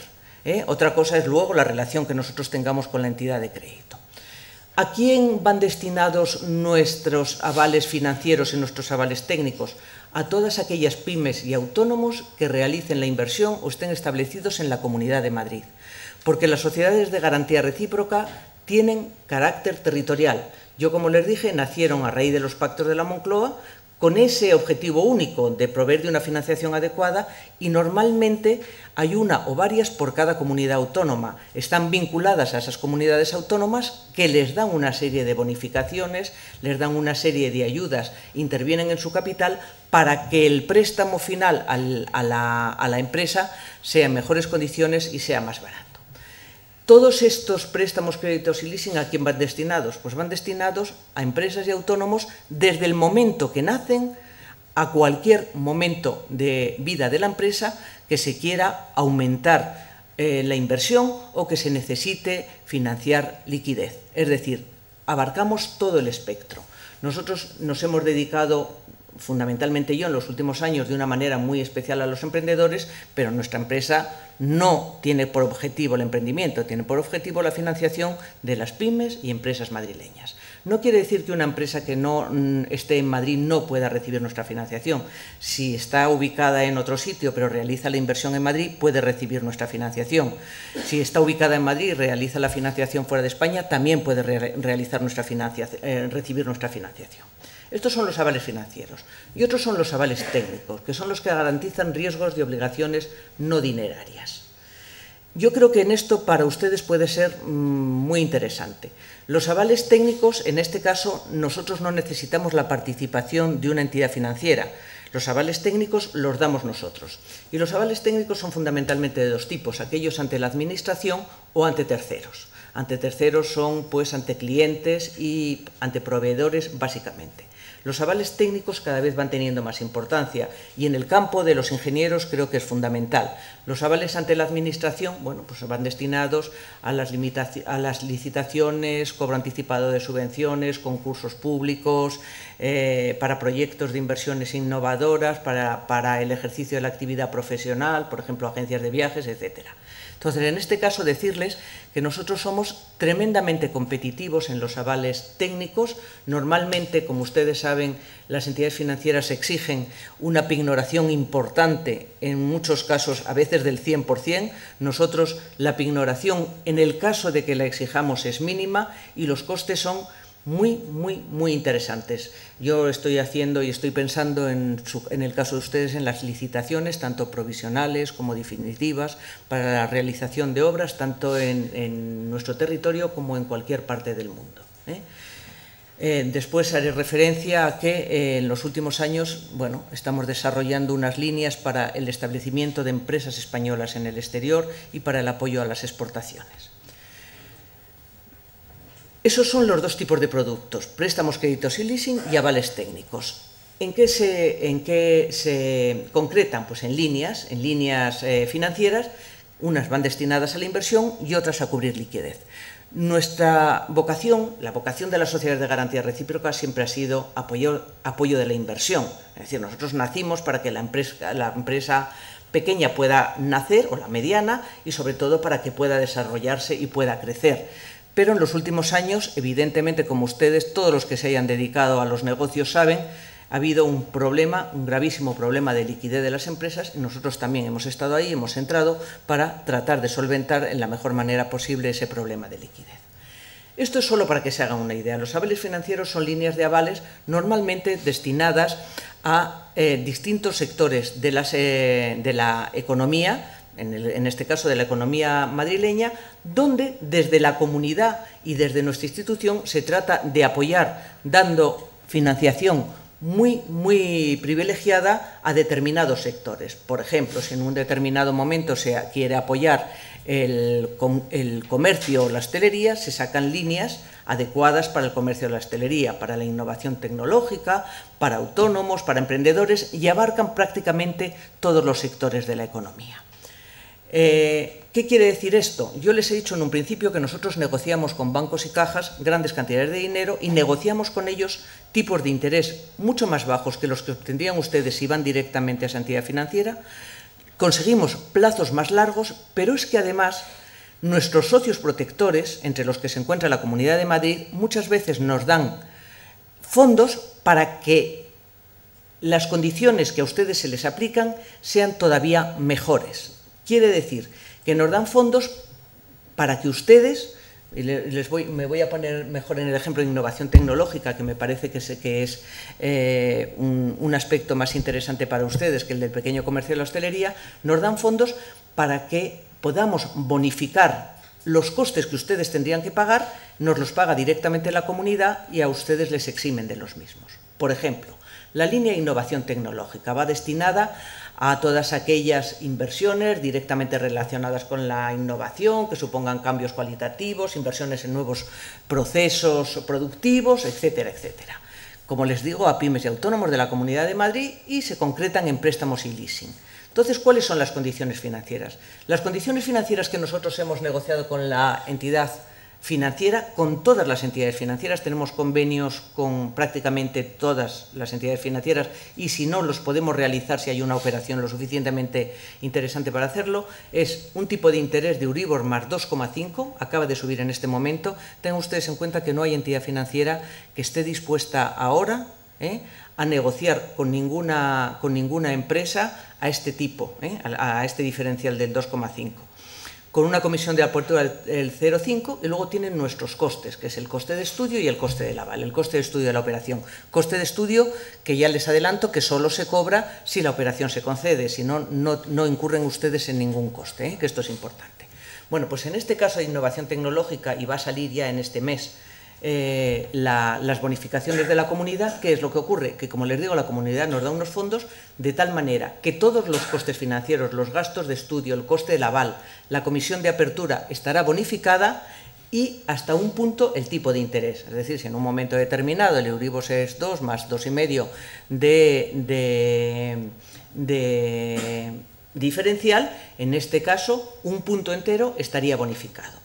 Lo cual quiere decir, y aquí les he traído un ejemplo que es del año pasado, donde la bonificación del tipo de interés era superior, pero sabemos ya que este año va a salir menos, pero para que se hagan una idea, una empresa que nos pide un préstamo de 200.000 euros a un tipo de interés del 3,75, bueno, pues en este caso veríamos la operación a los costes que tenemos hasta este momento, este año, ahora va a cambiar al 2,5 y va a cambiar la bonificación. Pero esto es simplemente un ejemplo para que ustedes se den cuenta. La cuota mensual sería de 2.700 euros, esos son los costes en los que se incurre, costes de estudio, de aval, de apertura, y con la bonificación todos los costes serían cero, la cuota mensual se vería reducida, en este caso se reduce 3 puntos, a partir de este año va a ser solamente 1 punto, y significa un ahorro del 18%. Evidentemente, si el coste se va a reducir, si la bonificación se va a reducir de 3 a 1 punto, el ahorro será algo menor, pero aún así es un ahorro muy importante. Para empresas de reciente constitución, tengan ustedes en cuenta que en la actualidad las empresas de reciente constitución se van considerando aquellas no solo que todavía no se han constituido, pero en el ICO, por ejemplo, este año van a considerar empresas de reciente constitución aquellas que tienen hasta 5 años desde el momento de la creación. Ha habido un cambio muy significativo. Bueno, nosotros, como les digo, llevamos muchos años dedicados a apoyar el emprendimiento. Tenemos una línea que se inició para mujeres empresarias y que se ha generalizado ahora para todos los emprendedores. Es una línea de hasta 60.000 euros, donde concedemos hasta 60.000 euros. Se exige una participación de recursos propios del emprendedor de hasta un 25%, igual que en el caso de NISA nunca entramos en una financiación del 100%, lo cual además es que no tiene mucho sentido. Nosotros entendemos que el emprendedor tiene que arriesgar su dinero, un empresario tiene que arriesgar algo, si no, no es un empresario. Las condiciones son las que ustedes tienen aquí, y para las empresas de reciente constitución pueden ustedes acudir a nuestras oficinas. Y una cosa que es muy importante, cuando un empresario viene a nuestras oficinas a pedir financiación, ustedes supongan que vienen a pedir 60.000 euros, si esos 60.000 euros es para una empresa, para un pequeño comercio, y existe la línea del pequeño comercio que tiene más bonificación, lo metemos por ahí. Si es una empresa de innovación tecnológica, no le aplicamos las condiciones generales del emprendimiento, sino aquellas que son más favorables para el empresario. Las empresas de reciente constitución, como siempre, el plan de empresa, fundamental, yo creo que aquí ya les han hablado lo suficiente. Yo solo lo voy a hacer desde un punto de vista de una entidad financiera. ¿Qué ocurre con el plan de empresa? Yo doy por hecho que el plan de empresa, desde un punto de vista técnico, sobre todo para ustedes, estará bien planteado, pero lo que es cada vez más importante en una entidad financiera es que ustedes sean capaces de vender bien su idea. Vender bien su idea es fundamental cuando van a cualquier acto. Bueno, yo fui hace muy poco de Business Angels y explicaban cómo tienen que vender su idea en 30 segundos muchas veces. Tienen que vender la idea para que despierten el interés. En el caso de una entidad financiera es bastante diferente, pero sí tienen que ser capaces de hacer ver a aquella persona que después va a juzgar su proyecto que ustedes lo primero lo conocen, que lo dominan, que son capaces de responder a las preguntas que les hacen. Esto hace unos años era poco importante, porque, como ustedes saben, hace unos años lo único que importaba era dar mucho y prácticamente no se tenía en cuenta ni para qué iba destinado aquello que se daba, ni para qué iba destinado, ni otras muchas cuestiones en las que no quiero entrar, que es las que han derivado, entre otras cosas, a los problemas de nuestro sistema financiero, pero hoy es absolutamente fundamental, absolutamente fundamental. Como les digo, nosotros vamos a emprender, siempre tenemos colaboración con el ICO, pero ahora va a ser mucho más intensa.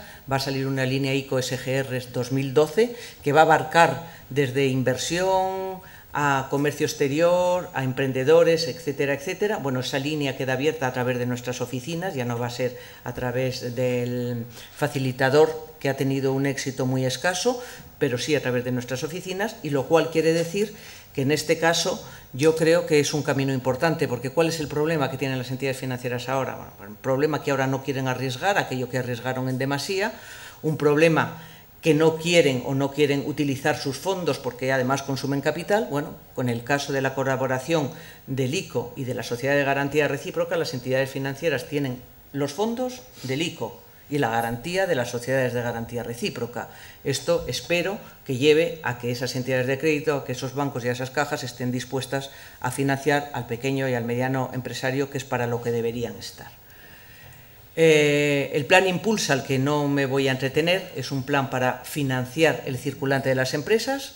Cualquiera de ustedes que necesiten financiación para el circulante pueden acudir a nosotros. Aquí hay dos cosas muy interesantes: las pólizas de crédito, que son a 3 años, para que no tengan siempre la espada de Damocles de la renovación anual, y luego la reestructuración financiera. Reestructuración financiera fundamental en muchas empresas donde tienen, como les decía antes, una estructura financiera inadecuada.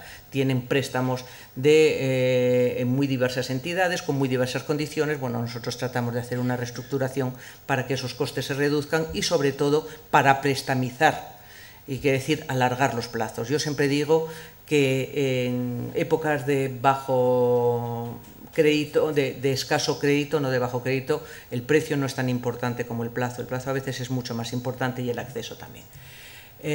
Por último, hacerles referencia a lo que decía antes, porque creo que para ustedes son importantes. En Navalmadrid, en este momento, vamos a sacar, bueno, han salido, pero se van a renovar 2 líneas fundamentales. Una para el establecimiento de empresas en el exterior, que en este caso, con unas bonificaciones de todos los costes financieros, todos los costes financieros están bonificados para toda aquella empresa madrileña que quiera establecerse fuera, en cualquier país del extranjero, con unas condiciones financieras inmejorables, con una bonificación de todos los costes y con una bonificación del tipo de interés también muy alta. Quiere decir que en este caso el establecimiento de empresas españolas en el exterior, donde pagamos todos los costes fijos y los costes variables inherentes a esos costes fijos, son prácticamente a coste cero. Y luego tenemos la línea para el apoyo a las exportaciones, en colaboración con distintas entidades, también en condiciones muy interesantes. Bueno, para no aburrirles más, solamente recordarles que el circuito operativo es un circuito donde ustedes llegan a nuestras oficinas, nos presentan su proyecto, nosotros lo estudiamos y nosotros lo aprobamos, y una vez que se apruebe se le comunica a la entidad financiera para que hagan todas aquellas gestiones necesarias para que les den a ustedes su préstamo. tenemos una oficina principal en la calle Jorge Juan, tenemos 3 delegaciones, se acaba de abrir una que aquí no está, en Getafe, y sobre todo estamos a su disposición para ayudarles en todo aquello que ustedes precisen. Les vuelvo a repetir, y es la idea que quiero que les quede en la cabeza, nosotros estamos aquí simplemente para que la financiación que ustedes obtengan o puedan obtener sea la adecuada y para abrirles un camino que las entidades de crédito en este momento aparece como bastante complicado. Muchísimas gracias.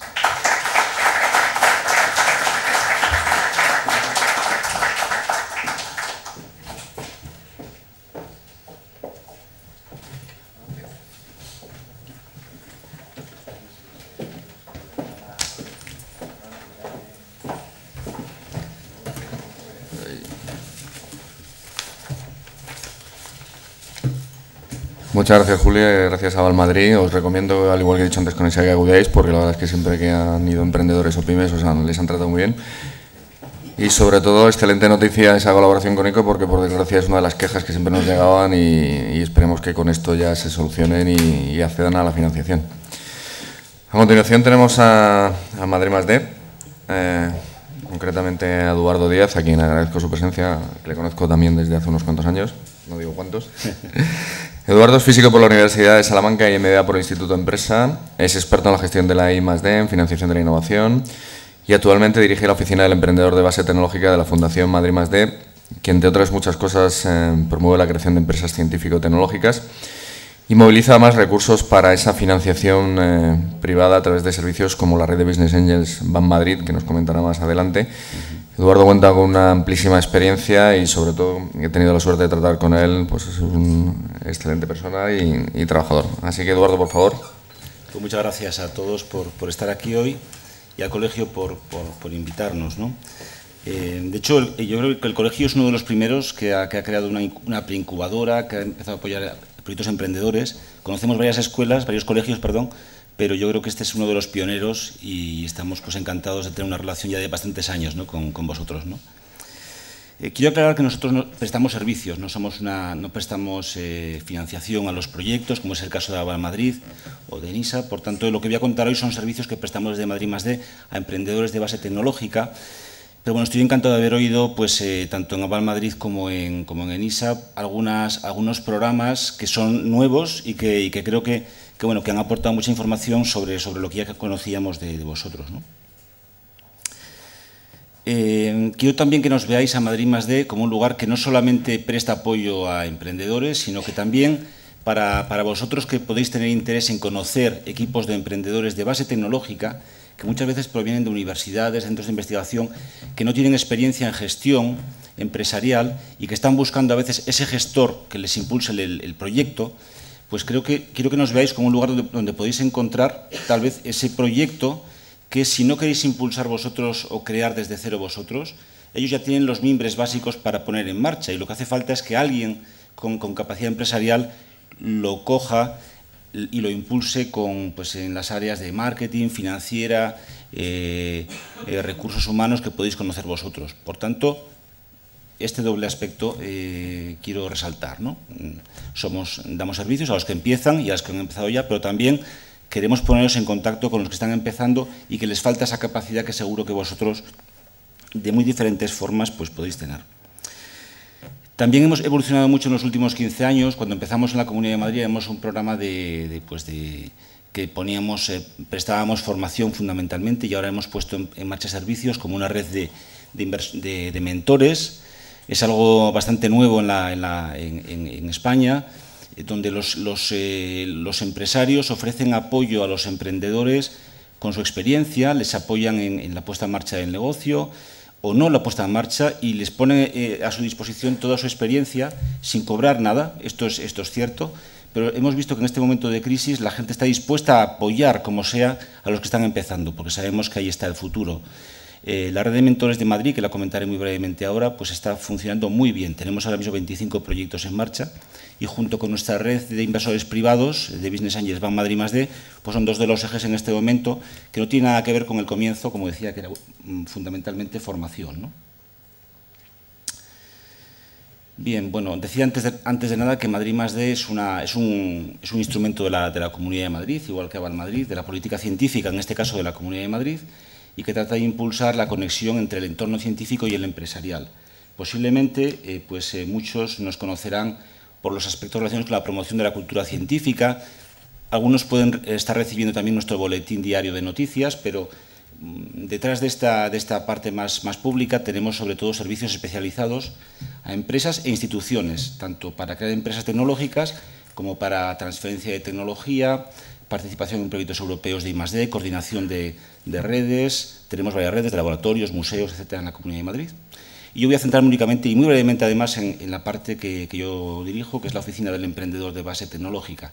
También en línea con lo que decía antes, pues tenemos dos ejes. Uno es dar servicios a los emprendedores y a aquellos que quieren entrar en contacto con los emprendedores.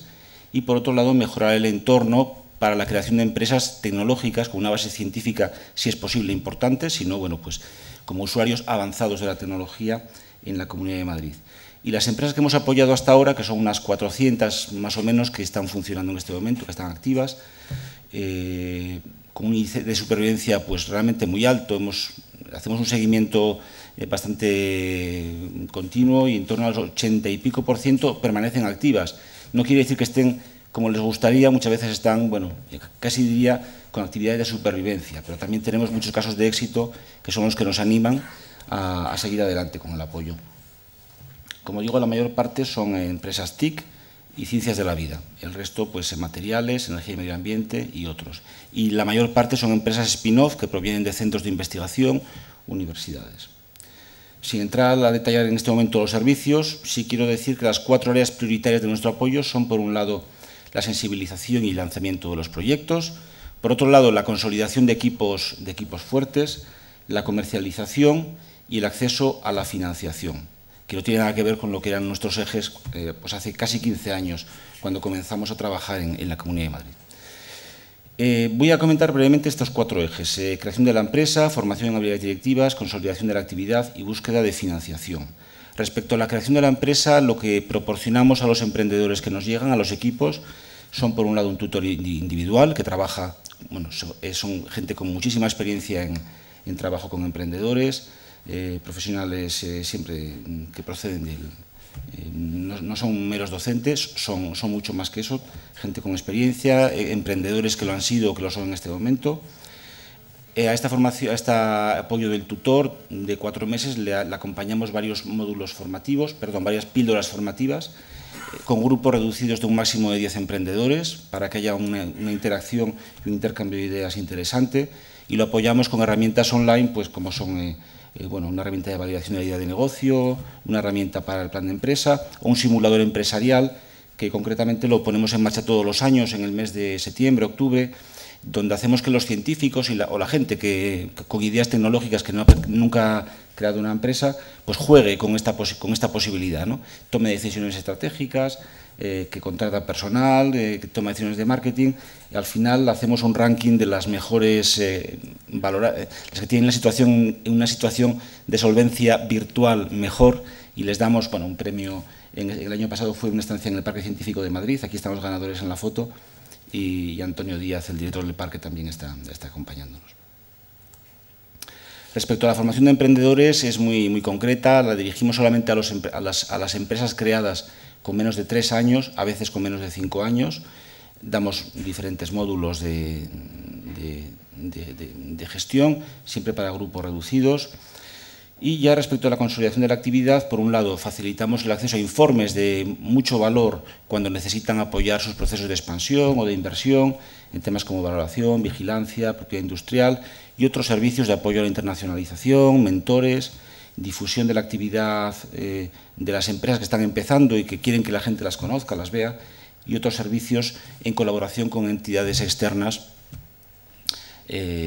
en los que cubrimos parte del coste. En esos casos no cubrimos el 100%, sino como máximo un 50%. Concretamente, la red de mentores, como decía al principio, es una red en la que los mentores apoyan desinteresadamente a emprendedores innovadores. Es un proceso muy bien moderado por expertos, porque el proceso de mentoring no es lo que habitualmente se habla de mentores. Parece que ahora la palabra mentores se ha puesto de moda y en todas partes hay mentores, ¿no? Pero el mentoring es mucho más que eso. El mentoring implica una relación con unas características que intentan garantizar el éxito, que no es una simple atención a una presentación de un proyecto y 4 recomendaciones. Eso no es un mentor, eso es un experto que da una opinión en un momento o 2 momentos, pero no es una relación continuada, ¿no? Trabajamos en este caso con la AGE y con la Cámara de Comercio, que conocen pues, la parte complementaria a la nuestra, que es la de los emprendedores y la tecnología. Bueno, este es un programa europeo, no lo voy a comentar, en el que se intercambia. Los emprendedores españoles pueden ir a otro país o viceversa, se les paga el coste país durante un máximo de 6 meses y tenemos ya bastantes casos que han funcionado realmente muy bien, muy bien.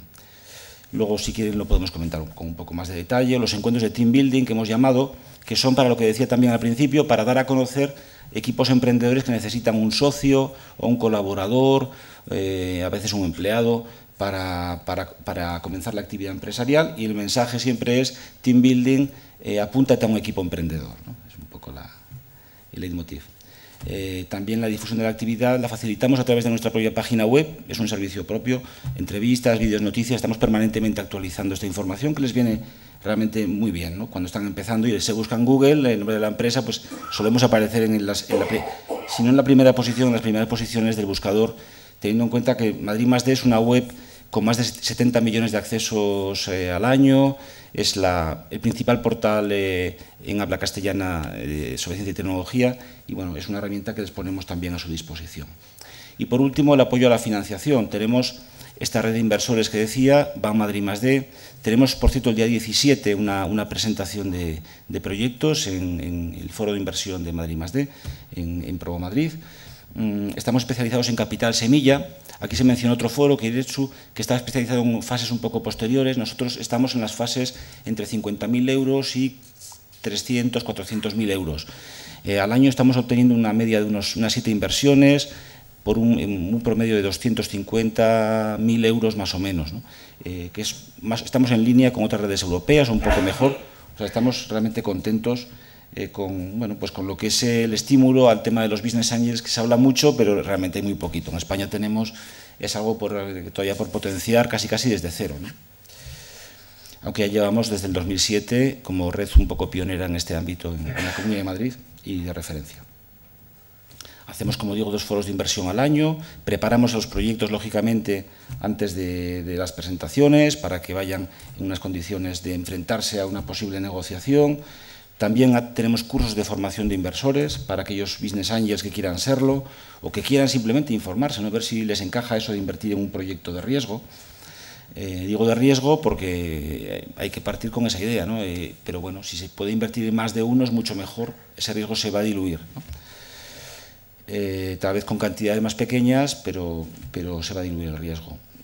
Bueno, aquí únicamente comentar que los inversores son mayoritariamente empresarios, consultores, directivos, fundamentalmente interesados en las TIC, aunque también en otras tecnologías, ciencias de la vida, energías renovables y demás, y su rango de inversión preferente está entre 100.000 y 200, mayoritario. El rango en el que más inversores están dispuestos a invertir de nuestra red, claro, es el comprendido entre 100.000 y 250.000 euros. Pero bueno, como digo, también hay entre 0 y 50.000, hasta los que podrían poner pues, más de 1 millón de euros, pero bueno, que son la minoría. Y ya por último, además de los servicios directos a los emprendedores, pues otras actividades que hacemos, que también nos verán ustedes por ahí, a Madrid +D, pues haciendo actividades como actividades en red, pero los premios Madrid +D, que concedemos todos los años a las mejores ideas, empresas de base tecnológica, otras jornadas de sensibilización y herramientas como publicaciones, el libro NEPTS, que tiene mucho éxito, un libro sobre nuevas empresas de base tecnológica, que les aconsejo consultar y descargar de nuestra página web si tienen interés en esto del mundo de las empresas tecnológicas.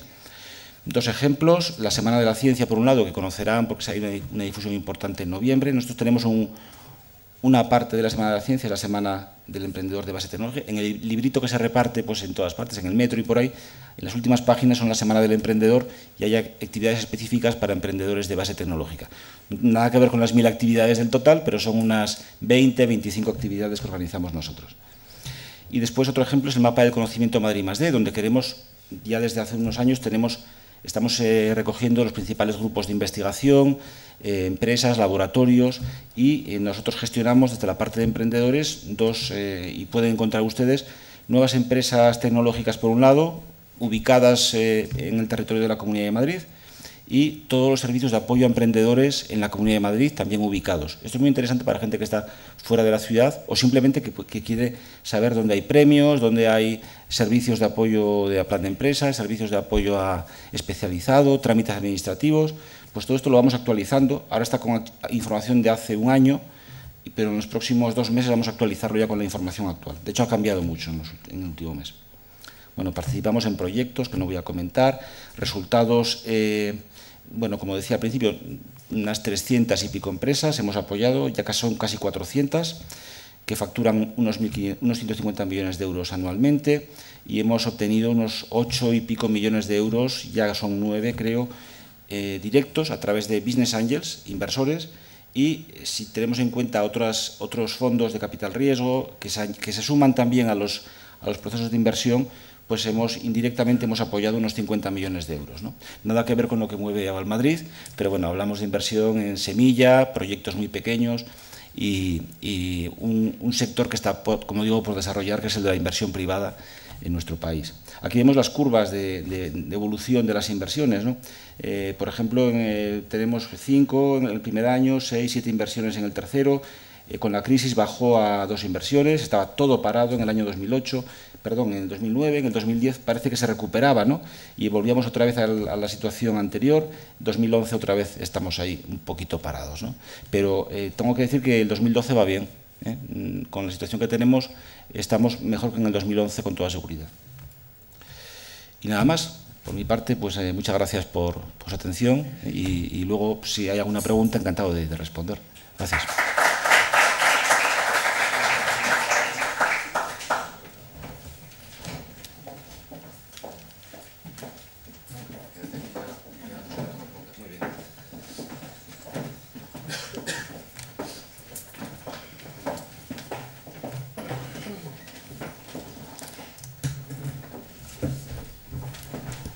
Pues muchas gracias, Eduardo, y felicitaros por la labor que estáis desarrollando desde hace mucho tiempo en Madrid. Pues ahora pasamos al turno de preguntas, así que por favor, si tenéis alguna pregunta para cualquiera de los ponentes, levantad la mano y os acercarán un micrófono.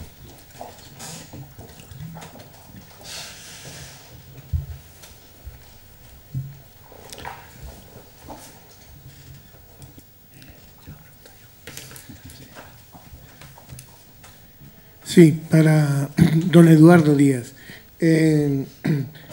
Muy de pasada ha dicho algo sobre la propiedad industrial. ¿Qué tipo de servicio prestan en la cuestión de patentes? Sí. Es decir, en cuanto a patentes, ¿cómo ayudan?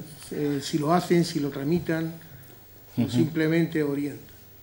Gracias. En transferencia de tecnología tenemos 2 servicios. Uno, que no lo he comentado ahora, son los foros los bloques de Chivens, que son encuentros para transferencia de tecnología, que no incluye el tema de patentes. Aquí solamente son encuentros entre ofertantes y demandantes de tecnología. Lo lleva otra oficina de la Fundación Madrid +D, que es la oficina de comercialización. Pero bueno, directamente el tema de patentes no se trata ahí.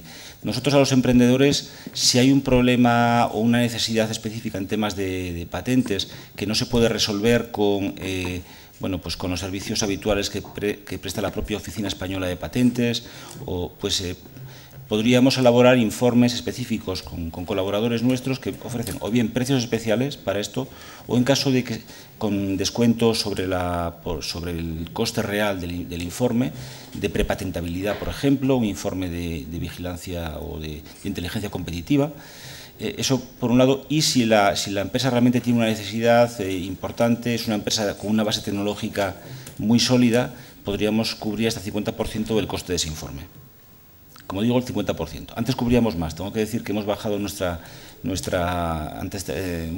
antes eran casi gratuitos, ahora ya no lo son, pero de todas formas el 50% es un importe bastante razonable, ¿no? Bastante interesante. No sé si respondo a su pregunta. ¿Alguna otra pregunta? Pues mientras lo pensáis, voy a aprovechar yo. Creo recordar, que he leído antes en tu presentación, que del tema de jóvenes emprendedores había del orden de unos 600 aprobados de 700 y pico solicitudes, lo cual está muy bien. No sé si Aval Madrid también tiene ese tipo de cifras, pero sí que me gustaría romper ese mito que siempre nos llega aquí de no, yo es que he ido a Aval Madrid, yo he ido a tal, no me han concedido, no es que no me conceden financiación. Según esos datos es relativamente fácil acceder a la financiación. No sé si vosotros contradecís eso, porque la verdad es que muchas veces nos llegan, y yo siempre pienso que al final es un mito y que quizás lo que se ha hecho es no llegar en la forma adecuada. Es como cuando te presentas un examen y no has estudiado lo suficiente. Entonces nos gustaría saber si tenéis datos de ese tipo de recibidos aprobados y por qué no se aprueban esos porcentajes pocos que se reciben. Vale, bueno, a ver, de eso, o sea, ese ratio que has mencionado de 700 recibidos, 600 aprobados, se refiere a 700 recibidos por parte de las asociaciones de jóvenes emprendedores o de los CEIs, ¿no? O sea, que hay un filtro previo por parte de estas organizaciones, que ya digo que no es sobre la viabilidad del proyecto, pero sí que es sobre requisitos formales del mismo, por ejemplo, la documentación. Y una vez que esos proyectos ya están listos, entonces sí. Normalmente, o sea, yo ya he explicado anteriormente que aunque las condiciones financieras de la línea de jóvenes emprendedores son un poco más duras, los requisitos de entrada son sensiblemente más asequibles y así lo refleja la cifra de aprobados. Y en cuanto a la cuestión general de si hay financiación o no, yo soy de la tesis de que sí que la hay y que los proyectos buenos en España desde luego encuentran financiación. Hay gente que me lo ha discutido en muchos foros, en muchas mesas redondas, pero desde luego por parte de NISA, yo por ejemplo que el año pasado estudié 70 y pico operaciones de jóvenes emprendedores, desde luego a NISA lo que le faltan son buenos proyectos. No digo que nos sobre dinero, ni mucho menos, pero desde luego hemos trabajado mucho en 2011 y pensamos trabajar mucho en 2012 para ir por ahí buscando buenos proyectos, que es lo que hace falta. Bueno, en cuanto a cifras, Aval Madrid concretamente, exacta no lo sé, pero creo que el año pasado se aprobaron de emprendedores unas 750, o sea, más de 2 empresas se crean en Madrid a través de Aval Madrid. Yo creo que unos 40 millones, pero sobre todo en los últimos 5 o 6 años, 3.000 y pico empresas se han financiado de emprendedores. Es decir, Aval Madrid ha hecho un esfuerzo tremendo por apoyar el emprendimiento. ¿Qué ocurre? Hombre, yo estoy de acuerdo en que financiación se puede encontrar. Lo que pasa que lo que sí es cierto este último año, la financiación más cara, evidentemente, o sea, más cara. Y luego, sobre todo, en nuestro caso, se es mucho más exigente en cuanto a las condiciones que se requieren al emprendedor. Quiero decir, el proyecto tiene que estar claramente bien presentado.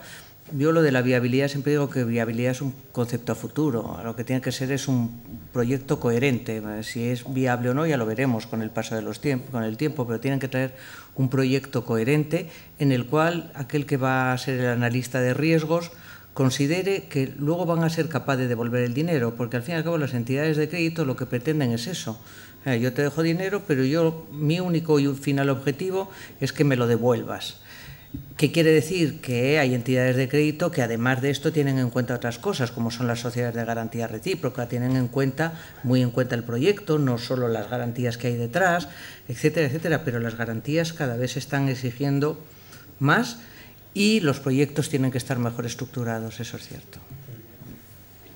Sí, en este sentido yo no sé si he hecho suficiente énfasis durante la presentación, que desde luego desde la perspectiva de NISA, lo más importante o sea, en lo que más tenéis que trabajar si queréis optar a nuestra financiación es en el plan de negocio. O sea, desde luego es crucial. O sea, puede ser una buena empresa con unos buenos números, con gente increíble detrás, pero al final lo único que tiene el analista es el plan de negocio y poco más. Otra cosa es que luego a eso le acompañen unos números excelentes, un equipo profesional perfecto, un proyecto que le encante, etcétera. Pero de verdad que el plan de negocio hay que trabajarlo y mucho. Sí, no, totalmente de acuerdo contigo, Marc. Yo sigo pensando también que los buenos proyectos acaban no teniendo financiación. Lo que tú dices hay que trabajarlos. Aquí desde el colegio siempre os prestamos apoyo en elaborar el plan de empresa y en trabajar todo eso. Y también incidir en lo que ha comentado antes Julia de la palabra coherente. O sea, a mí me acuerdo que en el anterior encuentro hubo una pregunta además que te preguntaron que si era mejor pedir mucho dinero o pedir poco dinero, porque si pedías mucho daba la sensación de que eres un pedigüeño, que tenías mejor proyecto, y si era poco parecía que tenías un proyecto pequeñito y no lo consideraban.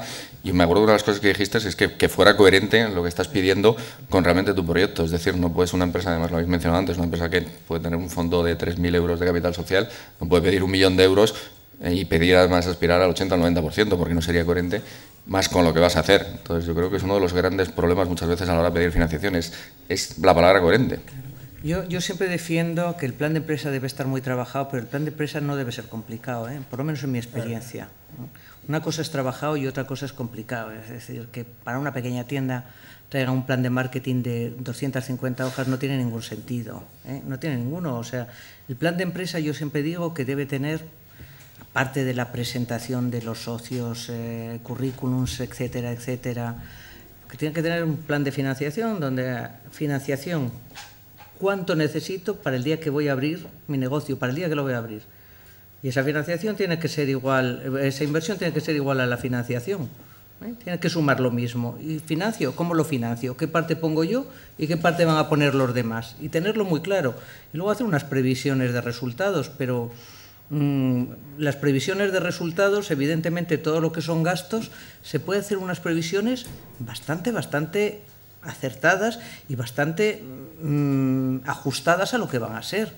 Siempre hay un margen de error, pero cuando vas a abrir un pequeño negocio tú sabes lo que te vas a gastar al mes, sabes cuántos empleados vas a tener, cuánto te cuesta el alquiler, etcétera, etcétera. Y la previsión de ventas, bueno, pues es eso, es una previsión. Evidentemente ahí no hay... Y siempre, como dice un compañero mío, el papel lo sostiene todo, y eso es verdad, el papel lo sostiene todo. Pero lo que sí se dan cuenta los analistas de riesgos después de años, se tiene una cierta intuición para saber qué proyecto puede salir adelante y cuál no. Bueno, pues el proyecto trabajado, pero no complicado, ¿no? Son cosas distintas, sí. Yo creo que son... Que es bueno. No, en este sentido, cuando digo trabajado, no a peso. O sea, y yo desde luego agradezco que, al menos como analista, cuando evalúo proyectos, agradezco muchísimo que los planes sean concisos. Y que si es un... Sobre todo agradezco que la persona que haya redactado el plan de negocio tenga presente que, o asuma que yo puedo ser una persona de inteligencia mediana, pero no un experto en su sector. Entonces que me explique de una forma bastante concisa, sencilla y clara lo que va a hacer, y desde luego, por ejemplo, en el tema de la financiación también dejando muy claro quién asume qué parte y etcétera, ¿no? Pero es verdad que desde luego que no va a peso. ¿Alguna otra pregunta? Óscar.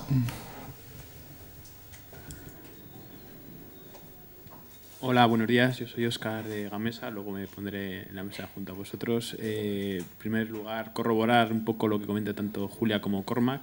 Nosotros, en el fondo que llevamos, vemos eso, ¿no? Un poco la falta de que se complete bien un buen business plan, ¿no? Como le llamamos nosotros en inglés, un buen plan de negocio. Y yo creo que hay que ahondar un poquito en esa línea, ¿no? Estoy totalmente de acuerdo con lo que habéis comentado. Y un poco cambiando de tema, vosotros que conocéis mucho más el sector, nosotros estamos empezando hace bien poco, ¿cuáles son los ámbitos donde los emprendedores están trabajando más ahora mismo? ¿Dónde están aplicando para buscar ayudas, para buscar apoyo por parte de las instituciones? Yo no he entendido la pregunta. Sí, ¿qué sectores son los que están, o sea, sector energía, sector transporte, sector TICs? ¿Cuáles son los que, de alguna forma, a día de hoy están un poco buscando más apoyo, ¿no? O si lo tenéis de alguna forma computado. Bueno, yo he mencionado anteriormente en la diapositiva, bueno, empiezo yo, que 1/3 de nuestra cartera ahora mismo está en el sector TIC. Eso es, en cuanto a datos numéricos, solo te puedo ofrecer eso. En cuanto a percepción mía, sí que tengo la sensación, al menos en el último año, que ha habido un incremento de proyectos que, sobre todo, que tienen como, o sea, como nexo de unión todos ellos, que usan Internet como canal de ventas. Eso sí que lo he notado, ¿no? Y también el tema social y tal, de utilizar las redes sociales, etcétera y tal. eso sí que he notado un incremento con respecto a 2010, pero eso ya es una percepción mía, no te podría dar números que lo justifiquen. En eso totalmente de acuerdo, cada vez la venta por Internet es más importante. Nosotros somos una entidad financiera que no estamos especializados en innovación tecnológica y por lo tanto te puedo decir que de nuestros emprendedores la mayoría de los negocios que se ponen van dirigidos al servicio y al comercio, fundamentalmente. Nos gustaría que vinieran muchos más proyectos con base tecnológica y los estudiamos con mucha atención, pero desgraciadamente son pocos en comparación con los que estudiamos dedicados a comercio, hostelería, servicios, etcétera. Sí, respecto a los proyectos de base tecnológica con los que trabajamos, es cierto que donde más crecimiento ha habido en estos años es en el sector TIC, además de portales de venta y demás con los que en principio no trabajamos, a menos que tengan algún tipo de herramienta sofisticada detrás del portal y de resultado de la I+D.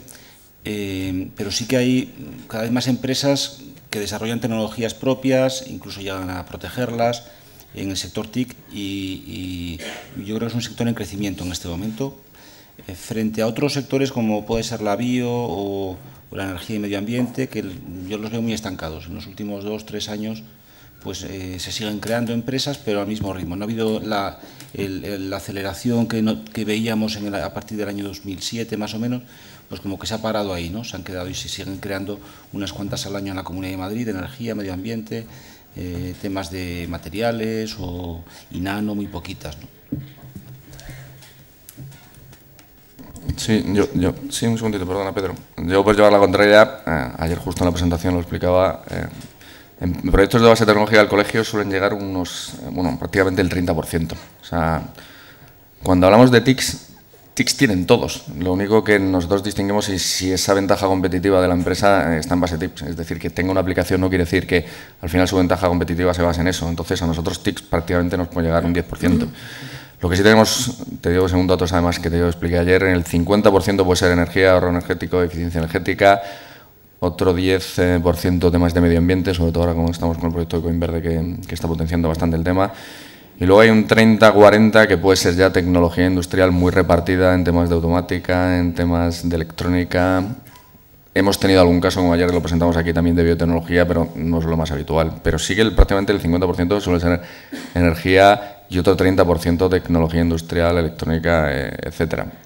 TICs, vuelvo a repetir, tienen todos y muchos nos presentan plataformas estupendas y geniales, pero su ventaja competitiva al final del proyecto no es esa, porque no van a conseguir, es decir, su ventaja no va a ser conseguir 200.000 millones de usuarios y conseguir venderle el proyecto a otro. Pero al final detrás de eso hay algo que es el auténtico modelo de negocio. Y Pedro, ¿tenías una pregunta?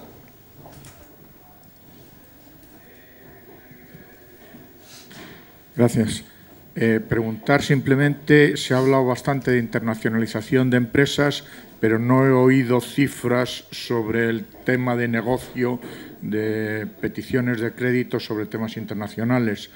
¿Sobre qué cifras andamos? Porque las pymes realmente salir fuera de España es muy costoso y está siendo muy complicado. ¿Qué experiencia hay sobre porcentajes aproximados? Bueno, en nuestro caso, la línea para el apoyo de internacionalización lleva un par de años funcionando y la verdad es que el número de empresas es relativamente bajo, relativamente bajo. Por eso, porque el problema que hemos detectado es que el instalarse fuera de España a las empresas españolas les cuesta mucho, es decir, montar oficinas o sucursales les cuesta mucho, y os vuelvo a repetir que nosotros tenemos ahí una línea clarísimamente ventajosa. Ya no es una cuestión de costes, es una cuestión de que la empresa se decida o tenga para ella algún beneficio de instalarse físicamente, porque, claro, esa línea de la que yo estoy hablando de internacionalización consiste en apoyar básicamente el montar oficinas fuera, y esa, os lo repito, tremendamente ventajosa. Se han dado, no sé el número exacto, pero estaremos hablando de 40, 50 empresas, no mucho más, y por eso se ha abierto el año pasado la línea de apoyo a la exportación, es decir, para que no se limite la financiación de activos fijos y activos no fijos, pero ligados a esa instalación de oficinas, sino el apoyo a todo tipo de exportación, tanto la pre como la postfinanciación. Es decir, no solo los cobros de las exportaciones, sino también todo el proceso productivo para aquellos productos que se vayan a exportar a través de un contrato. Pero nosotros esperábamos que la respuesta fuera mucho mayor, pensando que gran parte de la salida de la crisis es la internacionalización y en ese sentido tenemos poca demanda. Nos gustaría tener más demanda para la línea tanto de exportación como de establecimiento en el exterior. Ojalá hubiera más. Sí, específicamente ENISA se dedica a financiar inversiones en la PYME española y no tiene ninguna línea específica para internacionalización. Para eso te remitimos a una empresa estatal también que se llama Cofides. Dicho esto, no significa que ENISA no valore positivamente en un plan de negocio que se vayan a llevar a cabo o que la empresa tenga pensado dirigirse a un mercado global más allá del español y que para ello tenga que llevar a cabo inversiones en el extranjero. Pero específicamente financiación destinada a la exportación o a la internacionalización de la empresa no tenemos. En este sentido, ya más en general, más allá de ENISA, sí que el otro día en una presentación que se hizo en el Banco de España sí que vi que el 90% de las pymes españolas que declaran en una macroencuesta que hace el Banco Central Europeo, que declara tener problemas de acceso a la financiación, cualquier tipo de problema de acceso a la financiación, son pymes que no exportan. O sea, es decir, que la gran mayoría de las pymes que contestaban en el cuestionario que hacía el BCE, que es una encuesta muy sólida, que contestaban tener problemas de acceso a la financiación, eran aquellas que no estaban exportando o no estaban internacionalizadas. Así que me pareció un dato relevante. ¿Alguna otra pregunta más? Pues aprovechando que vamos bien relativamente de tiempo, pasamos al café y agradecemos a nuestro patrocinador, la Caixa, a Deslasquegur Caixa, que financia este café. Es en la planta arriba, por cierto. Gracias.